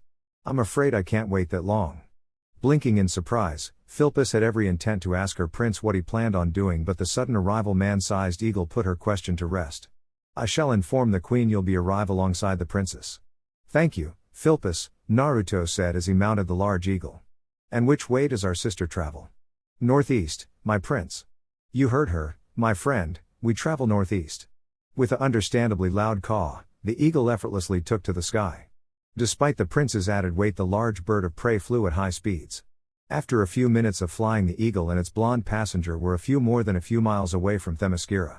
Thanks to Naruto's Amazonian physiology, he was gifted with the ability to see things others can't, and that included the Lancinarian morphing disc, which currently held the form of an invisible plane. Once the eagle was side by side with the plane, the prince fearlessly jumped, mid-air, onto its wings. A second later, the plane's cockpit opened to allow Naruto entrance. He wasted not a second entering the airborne craft. I have missed you, little brother. Those words, compiled with a brilliant smile, were what awaited Naruto in the Lancinarian's cockpit. And I've missed you too, big sister. Naruto quickly wrapped his sister in a hug as the two of them flew home. Hours later, after Naruto personally escorted his sister to the palace, Diana greeted everyone in sight before ridding herself of the equipment she used to complete the god's quest. Once everything was properly stored in the armory, Hippolyta made a commanded that a large feast be held in honor of their prince's safe return. The queen herself led a hunting party that was charged with gathering the meat, while the prince helped out in the kitchen and the princess assisted with preparing the dining hall. It would be hours after sunset before everything is properly prepared to support the great feast Hippolyta has demanded. However, the finished product makes everything worth all the hard work. The hunters provided the cooks more than enough fresh meat to use. The cooks made a variety of dishes to suit the palates of hungry Amazons, and dining hall looked good enough to host a god's birthday. So after singing a few prayers to the gods and a heartfelt speech from the queen, the Amazons began enjoying the fruits, no pun intended, of their labors, while Diana told them stories of the outside world. The princess told her fellow Themyscirans about the outside world's technological advances, how the barrier that separated genders was still present but weakening as more and more women proved themselves to be equal to, if not better than, men in their chosen profession.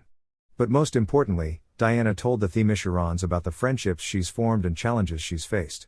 For Naruto, it was fascinating to hear about the exciting things he lacked in his life, not that he resents the peaceful one he lives with his mother and sisters, it's just that Diana's tales began to spark his sense of adventure. Days later, almost done. Naruto muttered to himself as he used a sharpening stone in order to ensure his double-edged sword maintained its sharpness. Since today was particularly hot, the prince occupied the lavish balcony that's attached to his room. He loved the overlooking view of Themyscira the balcony offered. And just as the day seemed like it would be like so many others, something truly abnormal happened. "Diana, Diana," heard thy master's voice. Erupting from the heavens above was a great voice that was heard all throughout Paradise Island.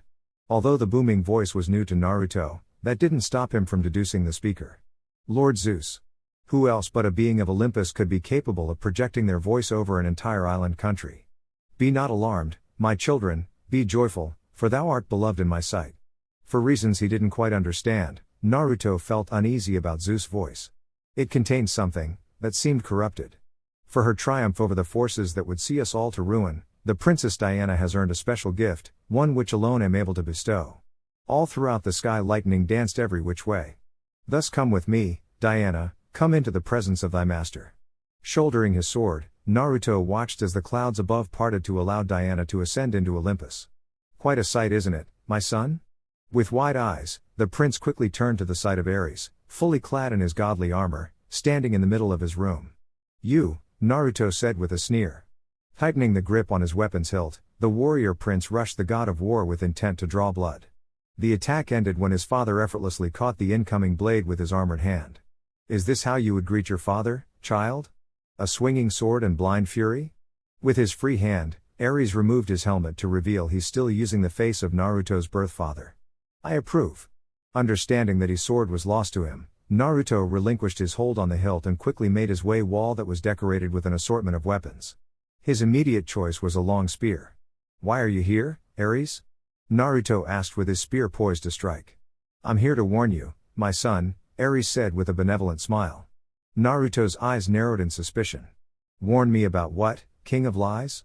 After carelessly tossing aside Naruto's weapon, the god of war began slowly walking towards his son. The spear Naruto attempted to run through his stomach was easily brushed away. "Trust me, child. I'm not here to lie to you, I only want to help." The god's words were filled with serenity. Naruto glared at that face that looked so much like his own. "Do you believe me foolish enough to trust any words you speak?" "Humph, your mother has done an excellent job teaching you how to distrust me," Ares idly noted.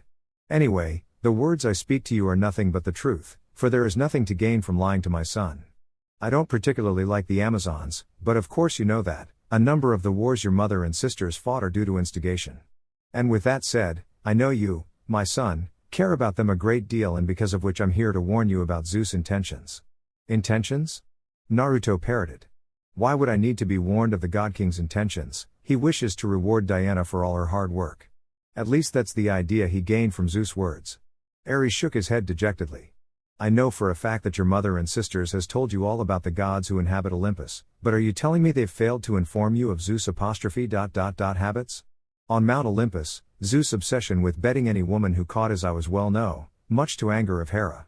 Over the years, in an attempt to hide his multiple betrayals, the God King has employed a number of tricks to sleep with women. In most cases Zeus would selfishly disregard the effect his unwanted advances left on the misfortune women's lives. Speak clearly, Ares, and tell me what you're alluding towards." "Naivety. Hippolyta allows my son to suffer from naivety," the god muttered before setting the young Themyscira straight. "My father intends to take you beloved sister's chastity despite her opinion on the matter." Ares watched as Naruto's eyes widen. "Like I said before, I have no love for the Amazons. The only reason I bring you this information is to see what you will do with it." Before Naruto could form a proper response, a scream, not unlike Zeus' voice, erupted from above and filled the air of Themyscira. It only took the Themysciran prince a second to realize the pained voice belonged to his sister.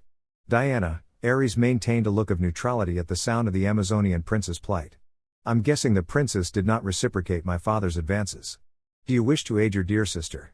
"Yes. Of course I do," was Naruto's immediate response. "See, can you help me?" If rescuing Diana meant he needed to ask Ares for help, Naruto was prepared to pledge his loyalty to the god of war right now. Keeping a smile from his face, Ares simply walked over to the door that lead into the palace's halls and placed a hand on its wooden frame. "Tell me, what do you intend to help your sister?" Naruto glanced towards the heavens, then back at Ares. "What I must." "Good answer, boy. Now prepare to walk among the Olympians." And with that said, Ares opened the room's door, and instead of the palace's hall a blinding light greeted Naruto. "Before you go, I have something for you." With a snap of his fingers, Ares watched as a blue flame enveloped Naruto's entire person. Once the flame died down, it took Naruto a few moments to discover what was different about himself. Attached to his back, by some unseen force, were the blades of exile in all their glory. "Save your sister from Zeus' unjust fury." Sparing just a few seconds, Naruto met Ares' eyes. "Thank you, father." After that, he ran directly into the light. What met Naruto on the other end of the door was a number of glorious sights: massive marble structures that couldn't possibly be made by human hands, temples supported by nothing more white clouds, and so many other wonders. But for now, nothing mattered but finding his sister. Using the screams of his sister as a guide, Naruto eventually found himself standing in the upper rafters of a great hall while Zeus, surrounded by a number of other gods and goddess, hurled bolts of red lightning at Diana. Fueled purely by rage, the prince withdrew the blades of exile from his back and lunged at the god king with a primal roar. Zeus. The citizens of Olympus watched in shock as the Themyscira prince dragged both his blades against Zeus' back, effectively putting an end to his sister's pain. Even Hermes, the fastest god alive, failed to properly respond to the surprise assault. Despite the massive wounds he sustained underneath the blades, Zeus did not scream in pain or even cringe. He simply turned to his assailant. "Thou hast dared to raise arms against thy master?" Of course Zeus recognized the child to be Hippolyta's own, which in turn meant he's a Themysciran and a servant of the gods. With his blades wet with the god king's blood, Naruto glared at Zeus without a hint of fear in his eyes. "You are no master of mine, Zeus," the prince loudly declared. "You are nothing more than almighty deviant to me." Zeus shook with rage. "Either thou is a fool or hast forgotten thy place. I am the king of gods. Whatever I so choose to do should be worshipped and praised by thou." Suddenly, blue flames cloaked the blades of exile's entire frame and Naruto's eyes became blood red. "You wish to honored for forcing yourself on women? You truly are mad. Themyscira is already filled with women who have witnessed cruelty of humanity, and now you wish to come along and show them the cruelty of gods. Themyscira is mine, child. If I so choose to make it my own personal brothel, there is nothing thou can do to stop me. You're just like him." Naruto muttered. "You just like your son, Hercules. Nothing but a defiler given power. What did thou just say? Does your divinity fail to give you working ears, Zeus?" And that was all Zeus could take. Emerging from the god king's hand were waves of red lightning. "Thou dost dare?" Despite the intense pain he felt, Naruto didn't want to allow Zeus the satisfaction of hearing him yell out. Biting his bottom lip hard enough to draw blood, the enraged prince maintained his glare on Zeus while tightening his grip on the blades of exile's hilts. When it became apparent Zeus would not stop until he received a cry of pain, the beautiful Hera decided to intervene. "That is enough, husband. Wife. Thou would also keep me from doing what is within my right?" The queen of the gods placed one of her hands onto Zeus. "I would keep thou from killing our grandson." Heeding the words of his wife, Zeus put an end to his assault and allowed the child to fall unconsciously to the ground. "Humph, this child has not only took up arms against his master but also spilled my sacred blood. I cannot allow these misdeeds to go unpunished." A frown marred Hera's enchanting features. If Zeus was willing to torture an Amazon who refused his sexual advances, what would he do against a demigod who drew his blood? The goddess queen was not willing to find out. He acted in the defense of his sister. "Husband. Thou would punish him for that?" She didn't need an answer. Hera knew the stance her husband would have on such matters. With a small wave of her hand, Hera sent Diana back to Paradise Island before walking over to the small prince and taking him into her arms. "Hast thou lost thy mind, wife?" Zeus raged. "I was in the middle of dispensing punishment against these disrespectful Themyscirans. And I am in the middle of ending it, husband." With the unconscious prince in hand, Hera left the meeting hall and made her way to her personal chambers. After placing the child on her bed, the godly queen began gently running a hand through Naruto's spiky locks while humming a soft tune. It would be minutes before Naruto's blue eyes fluttered open. To ensure the whisker-marked prince understood the situation, Hera greeted the child with a benevolent smile. "Arise, my young Themysciran, and greet the goddess who loves you." "Diana," was the first word to come out of Naruto's mouth the moment he regained consciousness. In a fevered panic he began searching the room for any sign of his sister. Taking both of the prince's whisker-marked cheeks into her hand, Hera spoke in a calming voice. "Easy there, my child. Thy beloved sister is back home and safe from my husband's wrongful wraith." The pure sincerity in the goddess' voice allowed him to believe her. "Thank you, great mother, for saving my sister," he said while humbly bowing his head. "I was inspired thy actions, my beloved child. Hera admitted. Thy foolish actions. Naruto made no attempt to look ashamed of his actions. I understand how unwise my actions were, but I couldn't just stand idly by while that deviant punishes my sister for refuse to be his plaything. Just thinking about the God King infuriated the Amazonian prince. In the snap of a finger, Hera lost her motherly expression and her eyes gained an absent look. My husband is indeed a deviant. I can't not even count the number of women he has betrayed me with. Tell me, my beloved child, what is thou willing give up, what is thou willing to do in order to protect thy fellow Themyscirans? Anything, great mother, Naruto said without a hint of hesitation. Anything. That is most pleasing to know, my beloved child, she said before kissing the prince's forehead. Now go back to thy mother and sisters, we will have more words soon. And with a wave of her hand Naruto was returned to Themyscira, leaving Hera to converse freely with her son. You can leave the shadows now, Ares. Right before Hera's very eyes, the god of war appeared seemingly from thin air. You have plans for my son. It wasn't a question, Ares knew his mother's kindness came with ulterior motives. The god queen didn't even try to meet Ares' eyes. Thou presumes too much, my son. My precious son. Hippolyta softly said as she stood over Naruto's sleeping form while gentle caressing his exposed whisker-marked cheek. Look at you, sleeping peacefully as if you didn't make an attempt on the king of Olympus' life. Because Zeus saw fit to ensure every Amazon knew what awaited them if they denied his future advances, the queen and all of her Themysciran sisters had no choice but to listen haplessly as Diana screamed underneath the unjust punishment Zeus dealt out to the princess. In the mind of the queen, Diana's pain-filled screams seemed to last a lifetime, that is, until Naruto made a surprise visit to Mount Olympus. Hippolyta and all of Themyscira fearfully listened attentively as the Amazonian prince insulted and berated Zeus for his perversion. While some, like Artemis, made no attempt to hide the pride and amusement they felt in Naruto's actions, the beloved queen couldn't do anything but hold her breath in weight of Zeus' retaliation. As both a mother and warrior, it pained the proud woman that she couldn't come to her children's rescue. However, unlike her husband, the goddess Hera lived up to her reputation of kindness and returned the prince and princess home. After ensuring their health and informing them how worried she was, Hippolyta gave Naruto an hour-long lecture about how foolish his actions were, to which he aptly replied, "Mother, I would not hesitate to do it again." Every woman in ear's length of the conversation smiled proudly as the queen embraced the prince while whispering, "I know. You really are quickly becoming the man I thought you'd be."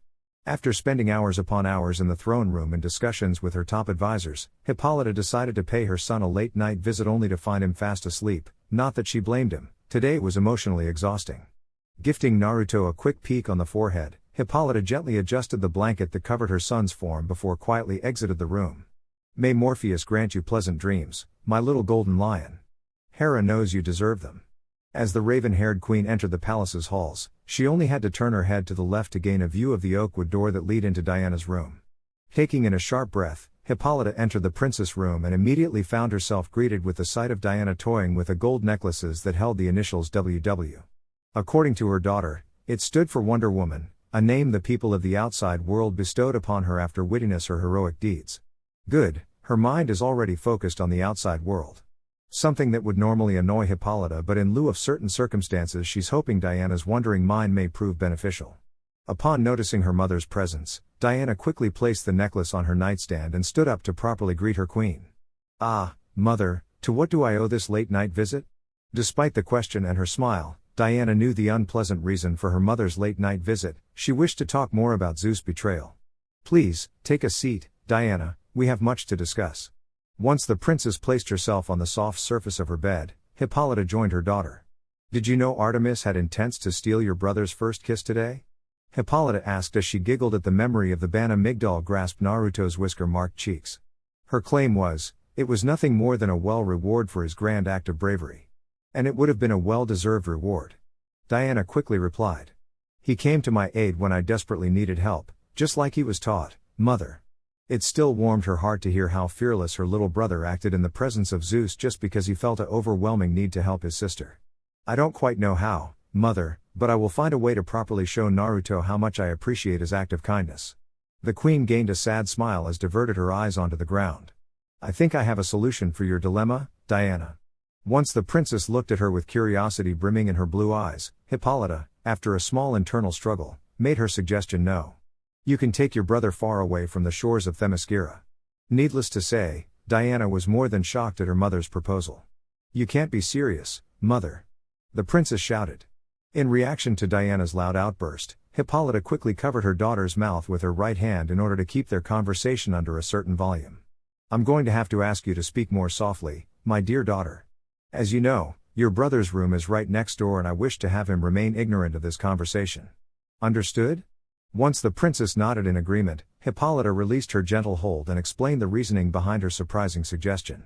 Now, I know this isn't what you may want to hear, but taking Naruto away from Themyscira is one of the best thing you can do for him, Diana. I've talked it over with my advisors, and we've reached the conclusion that Naruto isn't safe here and it would be best if he leave. This is because of his actions against Zeus on my behalf. Diana quietly concluded. After witnessing firsthand what type of person the God King was, the Amazonian princess couldn't imagine Zeus letting her little brother go unpunished. When Hippolyta nodded in confirmation, the princess instinctively clenched her fists. I wish I can say such a thing is highly unnecessary. But she wouldn't even believe herself. Please tell me, this isn't permanent, mother. Oh, heavens no, Hippolyta said with no hesitation. This isn't a banishment, Diana. We just think it would be best if your brother goes to a place where Zeus' reach is limited. Because Olympian gods depend on the prayer and faith of mortals to keep them from fading from existence, their sway in the outside world is noticeably weaker than what it would be in Themyscira because the number of people who still praise the Olympians has substantially dwindled over the passing years. Unlike on Isle of the Amazons, Zeus and his fellow gods are not omnipotent and can be killed if they go where their name isn't honored. You must know Naruto won't expect this idea with open arms, mother, Diana said as thoughts of her brother's infamous stubbornness entered her mind. There wasn't really many things that could put Naruto in conflict with his mother or sisters, but whenever the blonde bundle of energy found himself disagreement with a fellow Themyscirans, the arguments are known to be legendary.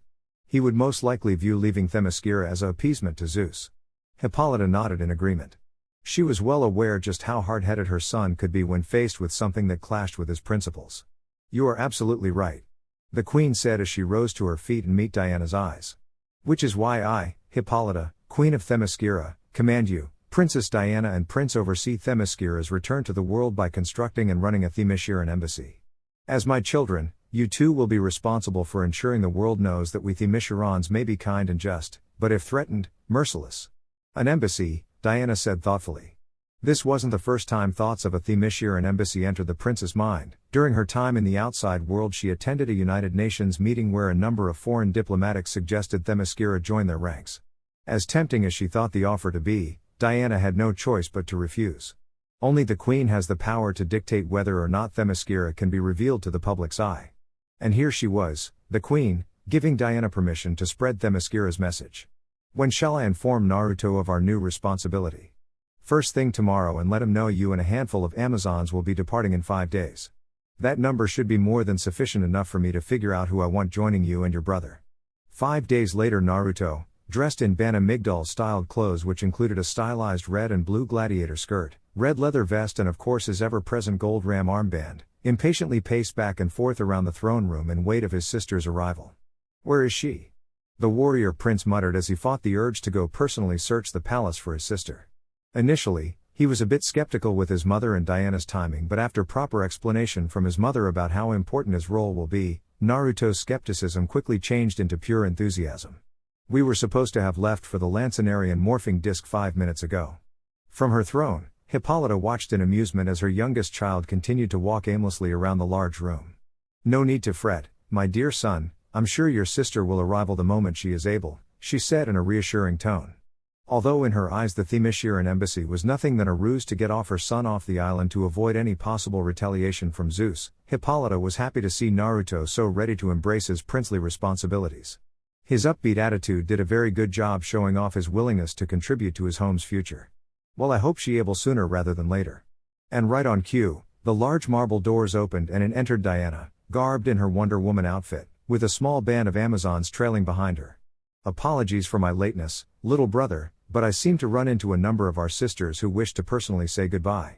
That is, if you are not in too much of a rush to receive your sister's well wishes. Suddenly, Naruto felt as though he had more than a few minutes to spare. There isn't much on this world that can make me too busy for my sisters. Behind the prince, his mother smiled benevolently. Io, Themyscira's beautiful and extremely talented blacksmith, was the first to step forward with a large white silk bundle clutched in her arms. My dear prince, the accomplished blacksmith said before bowing and humbling presenting the bundle to Naruto. With the knowledge that you will soon be departing Paradise Island to spread the word of Themyscira's glory to the world, I have crafted you a sword to help you carve your way through any obstacles that might block your path. And a shield, to protect you from the evils that will undoubtedly wish to cause you harm. Although the prince and princess trip was supposed to be purely diplomatic, word had gotten to Io about all the dangers Diana encountered and that encouraged her to create the prince a proper weapon. Your gift honors me, sister, Naruto said as he unfolded the silk bundle to reveal Io's gifts to the world. The shield looked as though it was made out of pure gold and held the image of a red 5-point star in its center. As for the sword, which he had to unsheathed, was a thing of beauty. The crossguard resembled a golden eagle spreading its wings, the grip was fine leather painted red and the blade itself measured around 28 inches long and held a distinctive ripple pattern going through its form which incidentally gave him the answer to what martial was used in the forging of this fine weapon. Valyrian steel. According to his afternoon lessons with Alexa, Valyrian steel was manufactured in the depths of Hades by the smith god Hephaestus and given to the Amazons by way of Athena. Thanks to the divine effort that went into the Valyrian steel's creation, the Amazons were able to use it to forge some of the most deadly weapons of wartime. Such fine craftsmanship, Io, Hippolyta said as she looked over her son's newest armaments with a appraising eye. Though she made no verbal comment, she instantly recognized that the sword was modeled after her own. I shall treasure these all my life, big sister. While Io was still bowing, Naruto walked over to her and placed his forehead onto her own. Just as I treasure you and the rest of my family. Of course family meant every Amazon who inhabits Themyscira. May Lady Hera see you safely return to our shores, Prince Naruto. And with that said, Io gave way to another Themysciran, Antiope. Looking as beautiful as always, Antiope took a knee and gestured for the blonde prince to come closer.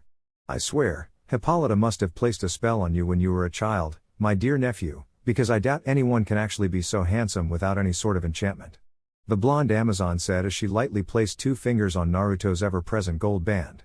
Do you remember the day I gave you this? Of course, and Antiope. Naruto immediately responded. On my 5th birthday, you told me it kept you safe through a number of battles and if the need shall arise it will do the same for me. And I bet you're wondering just how can a simple piece of jewelry aid me in battle? The curiosity in her nephew's eyes conveyed was the only response she needed before show off what made the golden band so special. Because, Naruto, this isn't just any armlet. For a few short moments, the band glowed brightly before magically separate into 3 separate parts, upper shoulder, bicep and lower arm. And like the small band before it, the fleece was decorated with the image of a ram. Behold, the golden fleece. A Hephaestus forged item capable of block and redirecting just about anything. Anytime you find yourself in conflict, the fleece will always be sure to make its presence known. As Naruto properly thanked Antiope for the fleece, Hippolyta descended her throne and walked over to her son. While this whole gift exchange is a little impromptu in my eyes, I do have something for you also, my son. With her right hand, the Amazonian queen removed her left bracelets of submission and handed it to Naruto. It didn't need to be said, everyone in the room knew just how significant Hippolyta's gift was. Naruto marveled at the indestructible cuff his mother had just placed within his hands. Thank you, mother, I promise you this will never leave my person. And with that said, he slipped the bracelet onto his left forearm. You wear that bracelet well, Prince of the Amazons, the gathered Themyscirans heard a surprising voice say. In a near simultaneous act, the Amazons diverted their attention towards the throne to catch sight of the goddess Hera seemingly relaxing with a tranquil smile on her face and a small parcel in her lap. Upon recognition of their goddess, the Themyscirans humbly bowed. Lady Hera, Hippolyta began. You honor me and my family with your presence. There never was a point in Hippolyta's life when she didn't hold Hera in high regard. After all, she and her daughter saw the Amazons through some tough times, so when word reached her that Goddess Queen was the one who saved her son from Zeus' wrath, she made sure that each of her nightly prayers were directed towards Hera's continued reign. You honor yourselves, Hippolyta, Hera said as she waved off her fellow queen's kind words. Now approach me, Hippolyta's little lion. Without question, Naruto walked over to the goddess. So brave. So strong. And yet, so young. I see many great things in your future, child. The goddess queen said as she handed Naruto a parcel. Since the theme of the day seems to be shower the prince with gifts, I figured I shall participate. The way Naruto carelessly ripped away the parcel wrapping reminded the room of his age. Once all the paper was gone, the prince held a very peculiar looking cloth in his hand. The fabric itself, while blacker than the deepest abyss, it was also heavenly to the touch. If anything, it felt like very fine silk. Another eye-catching detail about the fabric was how it strongly resembled the night sky. All around its form a number of glowing, small white dots could be seen doing a very good impression of faraway stars. Taking the initiative, Hera took the cloth from Naruto's hands and channeled a bit of her power through it, causing the cloth to grow in size. Once she was done, the cloth was long enough to serve as the prince's cape. "This, little lion," the goddess said as she placed the cloth-turned cloak onto Naruto, "is made from starry firmament. A special material that will allow you to soar like an eagle." "Many thanks, Lady Hera, I will try my very best to live up to the aspirations you have for me."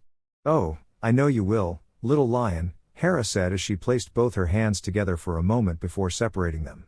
Wedged between the goddess' two palms, much to the amazement of the Themyscirans, was the highly recognizable form of a lightning bolt. "Behold, one of my traitorous husband's lightning bolts. There isn't any need to fear that he might notice its absence. The lecherous fools has hundreds of these things and very little need to hurl them unless he's having one of his infamous temper tantrum." Naruto watched in amazement as the goddess who favored him embed the lightning bolt into his newly gained bracelet of submission, effectively turning the flawless silver into pure gold. Naruto, out of pure instinct, tightly clutched his left hand, causing a sphere of lighting to surround his fist. "Well, this is interesting." With intent to thank the goddess for her gift, Naruto looked up only to discover Hera had returned to Mount Olympus. Now that Hera was no longer in their presences, Hippolyta along with the other Amazons stood upright once. "Naruto, Diana," the queen said with a slight tremble in her voice. "We should be leaving for the Lancinarian morphing disc now. I believe we made the others wait long enough." With Hippolyta taking the lead and her children following closely behind her, the royal family made their way out of the palace to the streets of Themyscira. Flanking both sides of the road that would lead the queen and her brood to the Lancinarian morphing disc was every single able-bodied Themyscirans clad in their full armor. The presences of their extended family caused the family to stride with an exuberant amount of pride in their step. Upon reaching the morphing disc, Naruto and Diana were greeted with the sight of those who would join them on their task.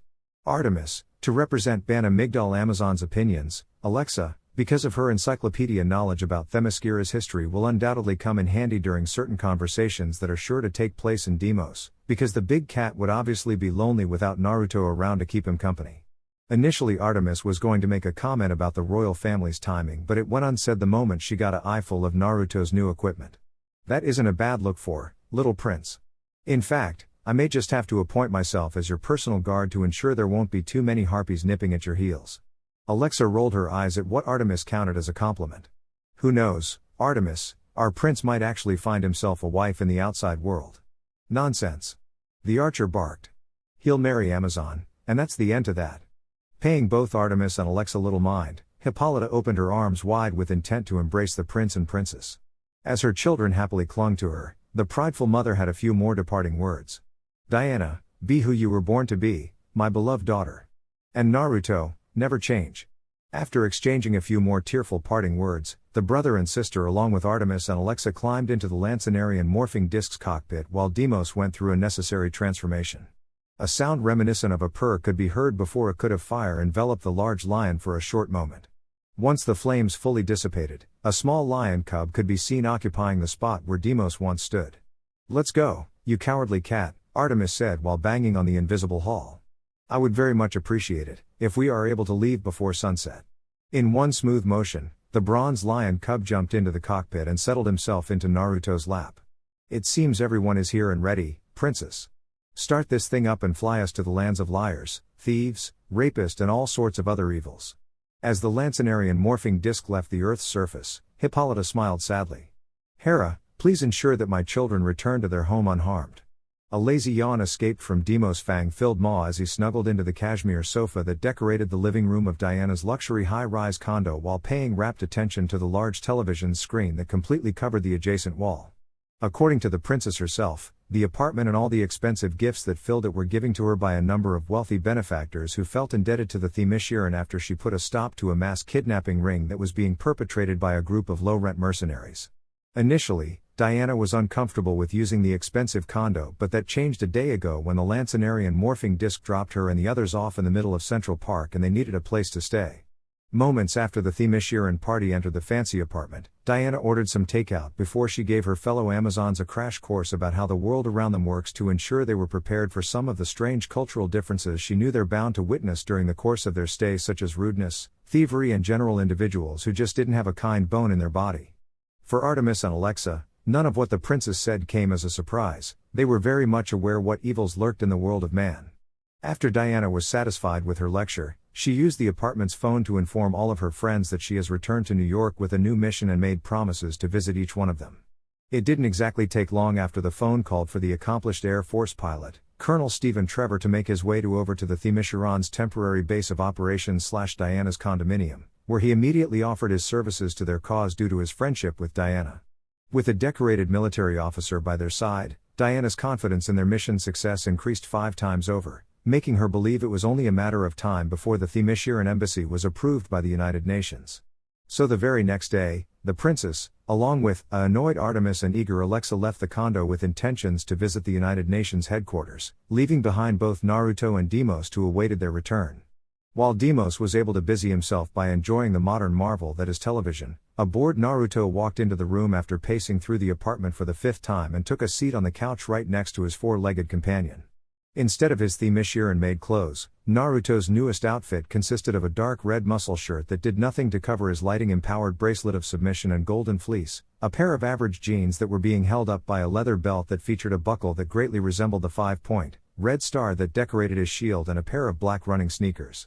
Finishing off his ensemble was a leather strap he wore around his torso to allow himself to keep his Valyrian steel sword close by having it strapped across his back. All of Naruto's new clothes were a gift from Trevor, who wanted to help the warrior prince fit in with the teenagers of his world. Although both Diana and Alexa approved of the outfits, Artemis refused to her prince wear a shred of the clothing unless the outfits were modified to become more weapons-friendly. "I fail to see how Diana can live here comfortably," Naruto muttered as he glanced at the TV screen. Unlike Deimos, he couldn't find anything interesting about television. In his eyes, the whole concept seemed to revolve around watching someone live their lives while you waste your own. Humph, there isn't even enough room to hone one's skills properly. It's only been a single hour since the others left the condo, and already the Themysciran prince was growing tired of being confined to dungeon. Diana called her apartment while the others head to the UN headquarters to begin official proceedings that will eventually re-emerge Themyscira back into the world. The promise of an eventual tour around Manhattan upon their return did very little to make the time pass easier as he awaited his sister's return. "I wonder if Diana and the others will have a problem if I did a little exploring?" Naruto asked no one in particular as he abandoned his spot on the couch and walked over to the sliding door that led out to the balcony. Technically speaking, he wasn't exactly commanded to remain in the confines of the apartment. "I'm sure if I leave now, I can return back before anyone noticed I've left." Instead of encouraging or opposing the idea, Deimos simply continued to focus his attention exclusively on the Law and Order marathon that was currently showing. Taking Deimos' silence as approval, Naruto slid the door open and walked onto the balcony. With a simple snap of his fingers, the starry firmament cape appeared in his hand and he draped the enchanted fabric around his body. "Just 2 hours, Deimos, and then I'll return." And with that said, he fearlessly vaulted over the ledge and began his 48 stories free fall. The sound of the starry firmament rustling in the wind did little to dampen the screams that began to fill the air once the people on the sidewalk noticed a blonde teenager was plummeting towards the ground at an alarming rate. Naruto gained a small grin as he waited until the very last moment to activate the starry firmament special attribute to stop himself from becoming another stain on the worn concrete. Paying little mind to the odd stares and hushed whispers, the blonde prince mentally commanded the unseen force to release its hold, which caused him to drop harmlessly onto the sidewalk's concrete. After his body calmed down from the burst of adrenaline he felt due to his free fall, he took a moment to scan the sea of faces, and for the first time in his life Naruto found himself feeling slightly self-conscious. However, after mentally reminding himself that his mother chose him to be a representative of Themyscira, the Amazonian prince straightening out his back and crossed his arms over his chest. Hello everyone of the outside world, I am Naruto of Themyscira. Son of the immortal queen, Hippolyta, and the younger brother to the most fiercest warriors who have ever taken to the battlefield, the Amazons of Themyscira. Each word he spoke was filled with an exuberant amount of pride. Since his mother trusted him to be representative of their home, the blonde prince figured he has a responsibility to carry himself certain way, and so he decided to introduce himself to the world in a grandiose fashion. It didn't take the gathered crowd 10 seconds before they processed the strange blonde's boastful proclamation and began taking pictures with their cell phones.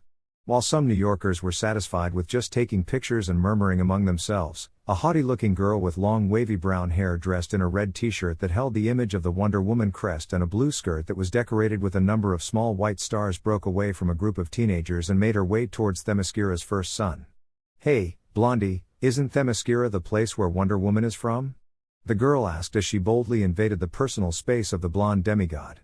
Giving the way her group of gal pals began to roll their eyes in annoyance, this wasn't the first time their friend decided to put herself on center stage. If the pompous girl's actions was done to unnerve foreign blonde, she'd choose the wrong warrior prince. "That's correct.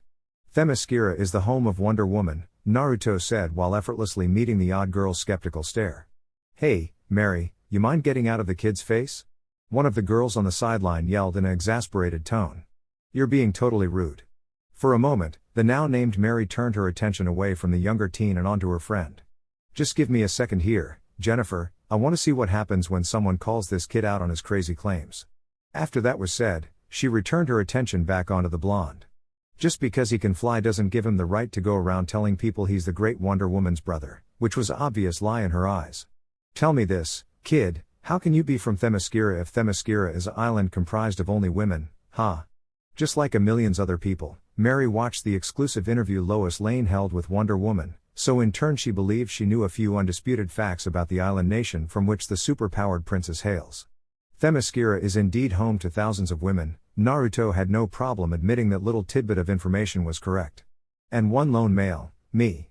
To emphasize his point, Naruto pointed one of his thumbs at himself. "Queen Hippolyta is my mother and Diana, who you know as Wonder Woman, is my sister by blood." He didn't really see a reason to add the god of war onto his impromptu family tree. Mary crossed her arms underneath her still developing chest and stuck up her nose. "I don't believe a word of anything you just said." Naruto blinked once in the face of the girl's disbelief before shrugging his shoulders. To be honest, I don't really care if you believe me or not." The way Mary's face lost its snobbish composure revealed the blunt response wasn't what she expected from the spiky-haired blonde. With wide eyes, she watched as the younger teen turned towards another direction and began walking away with no intentions to argue.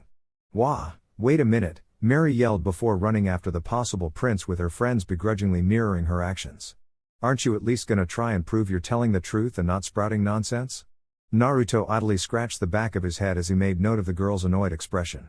"I don't really feel the need to prove anything to you," was the prince's simple answer. "I know I'm Diana's brother just as she knows she's my sister. And that's all I need." It didn't matter to Naruto if 1 or 1,000 people of the outside world called him a liar, just as long as his mother and sisters acknowledged his place among the Amazons. Everything else was just white noise. For reasons Mary didn't quite comprehend, she felt compelled to learn all she could about the strange blonde and why would he claim to be Wonder Woman's brother. How old are you?" Based off the couple of inches she had over him, Mary knew she was older, but she couldn't help but wonder by how much. 13. So he's 3 years younger than us with superpowers. Mary thought. After Naruto offered the bit of information, the floodgates seemed to have broken wide open. "What's your workout regimen? How does Wonder Woman smell? Is all of that real gold? Are you actually carrying a real sword right now? Earlier you said your mother is the queen. Does that make you a prince?" Those and so many other questions flew in the prince's direction, and being the person his mother raised him to be, he answered each one. Although all of her friends seemed to have no problem taking Naruto's words at face value, Mary's skepticism remained strong. I still don't believe him. I mean, why would a race of warrior women allow a boy to have a position of power? I believe him," one girl said as she stared intently at Naruto's features. "He just looks so regal. The way his hair and gold catches the sun." "Hey, are you in America because you're looking for a girl to become your princess?" the girl asked in a hopeful tone as she pressed her body against Naruto. Naruto barely spared the attached girl a second glacé as he answered her question. "No. I'm not looking for a wife at the moment." Thanks to all the time he spent around the women of Paradise Island, Naruto was somewhat spoiled when it came to the touch of a female. In order to get the Prince of Themyscira's attention, it would take a very special woman. "Aw. Can you guys please stop encouraging his craziness?" Mary said through gritted teeth. That comment was able to spark a loud debate between the girls on whether or not the younger teen is a prince. "But I'm not crazy." By this point, the crowd was beginning to disperse once it became clear they weren't going to see the blonde perform another superhuman feat. That was the thing about New Yorkers, they were so used to seeing strange and amazing things it would take something more than a flying teenager to hold the attention of a crowd of easily bored New Yorkers. With a shrug of his shoulders, Naruto decided to leave the girls to their debate and began to make his highly anticipated adventure. Naruto wasn't able to block away before Mary and her friends caught up to him and offered to take him around the city. With the group of female New Yorkers acting as his guides, Naruto was able to visit a number of New York's world-famous landmarks, and the only thing he had to deal with were questions about what he found attractive in women. Their first stop was Times Square, which was followed by a trip to the Rockefeller Center and afterwards the Empire State Building and many other places. 8 hours later, so, where are we to go now? Naruto asked with a hint of eagerness in his voice as he faithfully followed the girls through a dimly lit alleyway. During the course of his excursion, Naruto had long forgotten about his self-appointed time restraint as he visited landmark after landmark and tasted some of New York's finest foods, all on the dime of Mary, who apparently came from a wealthy family. Somewhere awesome. Becky, a blonde-haired girl, responded as she led her friends, plus one prince, through the alley. Usually someone your age can't get into a place like this, but I know the bouncer personally. Now that the sun has set and street lights were on, the girls figured it was time to show Naruto a side of New York he wouldn't be able to see in the brochures. I just want it to go on record, everyone, that I was the one who said let's just call it a night after we left the pizza place, Mary said as her eyes shifted back and forth. Like an expert, Becky ignored Mary's comment as she came to a stop in front of a big metal door. At first glance the place looked like it was nothing more than the back entrance of a restaurant, which it actually was, but Becky knew it also served another purpose. 7 loud knocks later, the door opened to reveal a large muscular man. What do you preschoolers want? The bouncer said in a grave tone. We want in, Brock, Becky said a confident voice. Or I tell my sister about the thing that happened at the place with that person. A loud gulp was heard before the bouncer stepped aside. Gee, go right ahead. With a smirk on her face, Becky led the group down a flight of stairs and into their final destination of the night, underground club for teenagers. Good call, Becky. Seriously, this a super appropriate place to take a 13-year-older. Mary muttered to her blonde friend as her eyes swept through the crowded room, blinding strobe lights, ear-popping music, a few individuals who moved in a drunken stumble and of course a scantily clad drunk girl who was screaming at a wall. All in all, this wasn't a party for a kid who didn't know the difference between a Lamborghini and a school bus. Take a pill, Mary, Becky said as she began dance. Prince Naruto is gonna be fine, girl. Now cut all that noise out and let's show this kid how us New Yorkers get down. As her friends began to storm the dance floor, Mary rolled her eyes before she glanced towards Naruto. The fish-out-of-water expression the younger teen currently wore did a great job conveying the fact he was having a tough time understanding the scene before him. The smell of sweat and blood filled the air, bodies being tossed left and right, unexplained screams could hear and some people could be seen with manic looks on their faces. Is this place a battle arena? A hopeful Naruto asked as he began to reach for his sword. Finally, a place where he can get a workout. Whoa! The brunette loudly exclaimed as she took hold of Naruto's wrist before he could unsheath his weapon. Pump your brakes, Spartacus. Although there is a very good chances we're going to see more than a couple of fights tonight if we stay here, but I'm sorry to inform you this place isn't a battle arena. Naruto tried not to look too disappointed as he lowered his hand. Then what sort of place is this? It's a place where people around our ages go to unwind after going through a week filled nothing but annoying parents, teachers and bosses. Mary explained. She knew the phrase hang out would most likely go over the Naruto's head so she made sure she elaborated a bit. I know at first glance it doesn't look very Before she could finish her impromptu lesson about what a hangout is, the pretty brunette felt a hand trying to reach up her skirt. What the hell, she yelled as she turned to see the pervert who tried to grab himself a handful. Unlike the majority populace at the club, the would-be groper who was staring at Mary with a creepy grin on his face was not a teenager, he stood an adult. Why wear such a short skirt if you didn't want to make the goods easy access? The adult among teenagers said in his utterly sleazy voice. You asshole, Mary shouted at the top of her lungs as she held her skirt down. I should call the cops and tell them about you, you freaking borderline rapist. The gears in Naruto's head began turning rapidly at the word rapist. Years ago, when his mother first told him the story of how Zeus' son, Hercules, shamed and enslaved the Amazons of Themyscira, he placed rape as one of the most cruelest man-made acts on their planet. The way his mother's eyes would go cold as she recalled the dark days she and her people had to suffer through could have brought a tear to Naruto's eye. The disgusting deviant waved away Mary's threat. Oh, yeah, call the cops. And you'll be labeled as the bitch who got the most popular hangout in New York shut down just because. The adult's crude and immature rebuttal came to an end when he felt a fist, that had more than a considerable amount of force behind it, dig into his abdomen. A glance downward revealed his attacker was a young blonde kid. Mary watched with wide eyes as the man fell to the ground and began to start violently vomiting. Many partygoers were actually forced to back away to ensure they didn't get any puke on their shoes. "Geez, Naruto. What the heck did you do?" the Wonder Woman fan asked. Out of all the people she'd seen get punched in the gut, not once had she witnessed someone react in such a disgusting manner. Naruto crossed his arms as he looked down at the man with a sneer on his face. Underneath his seemingly calm demeanor, the son of war was having an internal struggle on whether or not he should take the man's offending hand with his sword. "I punched him directly below his ribcage. Because, as far as I know, that's the only clear path to the liver. And thanks to Alki-1's secret anatomy lessons, he knew that punching someone in the liver would undoubtedly garner a very unpleasant reaction." "Ugh."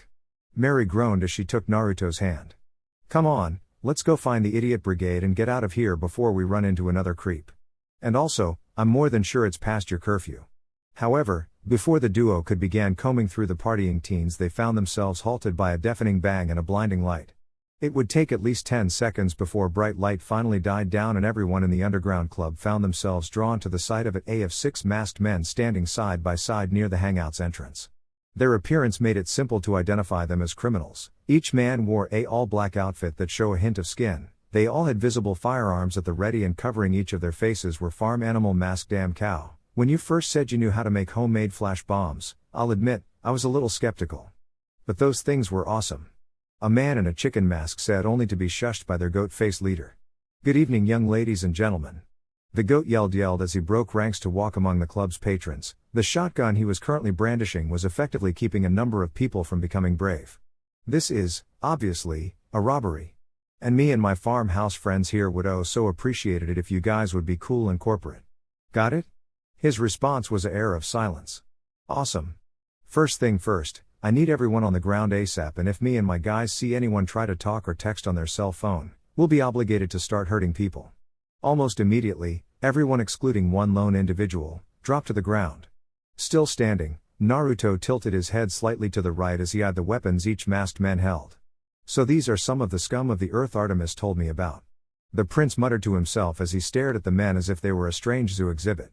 Since the island nation of Themyscira was basically devoid of crime, this was the first time the young blonde found himself in the presence of a criminal. From her spot on the ground, Mary did her best to grab Naruto's attention before he winded up the robber's spotlight. "Get down before one of those jerks notice you, you idiot," she said in a hushed whisper. Ironically, it was the sound of Mary's awfully dampened voice that grabbed the attention of one of the patrolling criminals. "Well, what do we have here?" the goat said in a playful tone as his eyes narrowed and won the blonde. "It seems we have a damned anarchist on our hands, boys. Because some asshole doesn't want to conform even though it'll be the only thing that keeps him alive." With an audible growl, the goat marched over to the standing individual, stopping only to avoid a puddle of puke. "Hey kid, what is your damn problem?" "My problem?" Naruto asked rhetorically. "My problem is that I'm staring down a coward who chooses to spend his days taking things that isn't his own." Underneath his animal mask, the leader sneered. "You're damn right I'm a problem, kid, now hit the deck before I..." Before he could begin making his threats, the sight of the kid's golden bracelet and band caught the goat's attention. "That bracelet and that band, take 'em off, kid." Off the slight chances that this kid had parents loaded and dumb enough to let their kid walk around the streets of New York with jewelry like this, well, he and his friends finally made their big break. Naruto didn't even flinch under the weight of the demand. "Both my mother and aunt gave me these items and I promised them I would never remove them unless I'm passing them to my child." Underneath his mask, the leader rolled his eyes moments before he cocked his shotgun. "I see now that you aren't really that bright, kid, because you've just mistook a demand for a fucking re." In one smooth motion, Naruto snatched the shotgun out of the goat's hand and jammed the butt of the weapon into its owner's stomach. "TCH, to threaten a Themysciran, how many fools like you walk this earth?" the blonde prince said before he rendered the weapon useless by snapping it like a pencil. "Chris." A man in a pig mask yelled before he and the rest of the farm hose bandits pointed their respective weapons at the blonde kid who just effortlessly took out his leader. Contempt was present in Naruto's eyes as he drew his sword. "I can hear the cowardice in your voice. Place your weapon on the ground and you have my word, no harm will come to you." Instead of taking the deal, Pig kept the barrel of his weapon pointed directly on the blonde kid. "Dude, what are you crazy?" Me and my friends are the ones with guns, that means we're in charge and I'm telling you to back the hell away from Chris. Stop saying my real name, you dumbass. Naruto gave the men a dead-eyed stare that caused their bodies to seize up. This is not something any of you fools can win. Faster than any of the thieves could anticipate, Naruto covered the distance between him. The PG-faced man cut the man's assault rifle in half with his sword. The kid is a fucking meta. A chicken-masked man yelled before he began firing his handgun in a desperate attempt to save his own hide. With little effort, Naruto used both his golden bracelet and fleece to deflect the incoming bullets. Thanks to his above-normal reflexes, the blonde Themyscira was able to ensure not a single person was harmed by a stray bullet. Once his weapon was spent of ammo, Chicken snatched off his mask to reveal a dirty and greasy face to the world and glared at the blonde. I bet you think you got us, don't you? The unmasked man sneered. Well, guess what? You didn't. It's time you meet our heavy hitter. Mammoth. Get your big ass down here. We got trouble. A second after the shout, the ceiling was violently torn apart, allowing a large, muscular man with wild orange hair to descend into underground basement. Many teens were forced to scramble out of the way before they were crushed underneath the weight of the large man. What do you mean trouble? The orange-haired man said, a gruff voice. A accused finger was aimed at the warrior prince. That brat right there. He's a metahuman. You want to get paid? Take this little bastard out of the equation. A fiendish smile made its way onto Mammoth's face as he stared down the brat in question. Seriously? You guys are having problems with this little punk? That's just sad. Despite Mammoth's impressive size and build, Naruto met the taller man's eyes. Can you provide me with a challenge? Hey, get a load of this kid. Challenge he. In an impressive physical display, Naruto launched himself towards Mammoth and kneed the larger man square on his chin. The strength behind the attack was enough to send Mammoth rocketing through the already ruined ceiling. To say everyone was astounded by Naruto's strength would be an understatement. There wasn't a closed mouth in the building as hostages and criminals alike gaped at the blonde. If I return and these people are still being held against their will, I will not be merciful. After witnessing what the blonde teen did to their hulking heavy hitter, the animal-themed criminals wisely dropped their weapons. In a single bound, Naruto was back above street level and staring down a recovering Mammoth. Submit. Now. Mammoth released a primal yell as quickly climbed to his feet and rushed the whisker-marked teen. I'll grind you into dust. For a well-trained warrior like Naruto, avoiding the large man was a simple act. All he had to do was duck a weave out of any of Mammoth's easily telegraphed punches and wild swipes. A look of annoyance was on the young prince's face as went over the many ways he could put an end to fight. Stand. Still. You bastard, Mammoth roared as tried his very best to overwhelm the smaller combatant. It was during once of Mammoth's overextended punches when Naruto decided to put an end to it all. This battle was decided the moment you choose to fight a superior warrior. A rising uppercut followed by a sharp elbow to the jaw were just enough to stun orange-haired man, which allowed Hippolyta's only son to take hold of Mammoth's head with both of his hands. Weak, he yelled a moment before he drove his knee into Mammoth's skull, which effectively rendered the man unconscious. Upon his flawless landing, Naruto crossed his arms and stared at Mammoth's unconscious form. You wouldn't last a second on Themyscira. And with that said, he turned around with the intentions of returning to the club to check the conditions of the bystanders. However, at some point during his battle with Mammoth, just about all of the club's patrons had made their way out to watch the battle. Standing directly in front of the crowd was Mary and the other girls Naruto met earlier. After watching everything the young blonde just pulled off, the brunette was finding it difficult to dispute Naruto's claim any further. However, before Mary could voice her newfound belief, she was cut off when someone shoved her aside in order to confront the young hero with a gun in hand. You little nosy bastard. With signs of his run-in with the teen still gracing the front of his shirt, the pervert from Naruto's earlier conflict aimed the barrel of the handgun he found on the club's floor directly at the blonde teen's head. You don't make a guy puke in front of a chick. It's not cool. Before the disparate man had a chance to apply a hint of pressure against the pistol's trigger, an arrow cut through the air like a missile and penetrated the flesh and bone of the man's hand. Arg! He screamed as the gun fell from his hand. Perched atop a nearby building, Artemis, with a bow and arrow in hand, glared at Naruto before her eyes shifted towards Mammoth's senseless form. Humph, I trust you've had some fun on your adventure, little prince. Before Naruto could question Artemis on how she found him, Deimos, in his normal size, appeared the next to red-headed archer. Traitor! In response to Naruto's accusation, Deimos jumped off the building's roof and walked over to his master. Once the large lion began nuzzle its soft fur against his person, Naruto found himself instantly forgiving Deimos. Well, I guess I can't blame you. I don't there is a person on this earth that can keep Artemis from getting what she wants. In a single leap, Artemis joined Naruto and Deimos. You truly are wise beyond your years, Prince Naruto, because there isn't anything that can keep me from getting what I want. And what I want now is to return to our temporary abode. And with that said, she jumped on Deimos' back. Now let's go. Just one moment, Artemis, Naruto said before turned towards Mary. I had a lot of fun today, Mary. I really hope we'll meet again. The sight of the larger-than-lion made responding very difficult for Mary. Later? As Naruto climbed onto Deimos' back, he was totally unaware that more than a few dozen people were recording his every moment. Dude. One guy said as ensured his Wayne-Tech smartphone tracked the Themyscirans and the giant lion until they were long out of range. First thing tomorrow, I'm going to news station and selling this footage for about $10,000 bucks.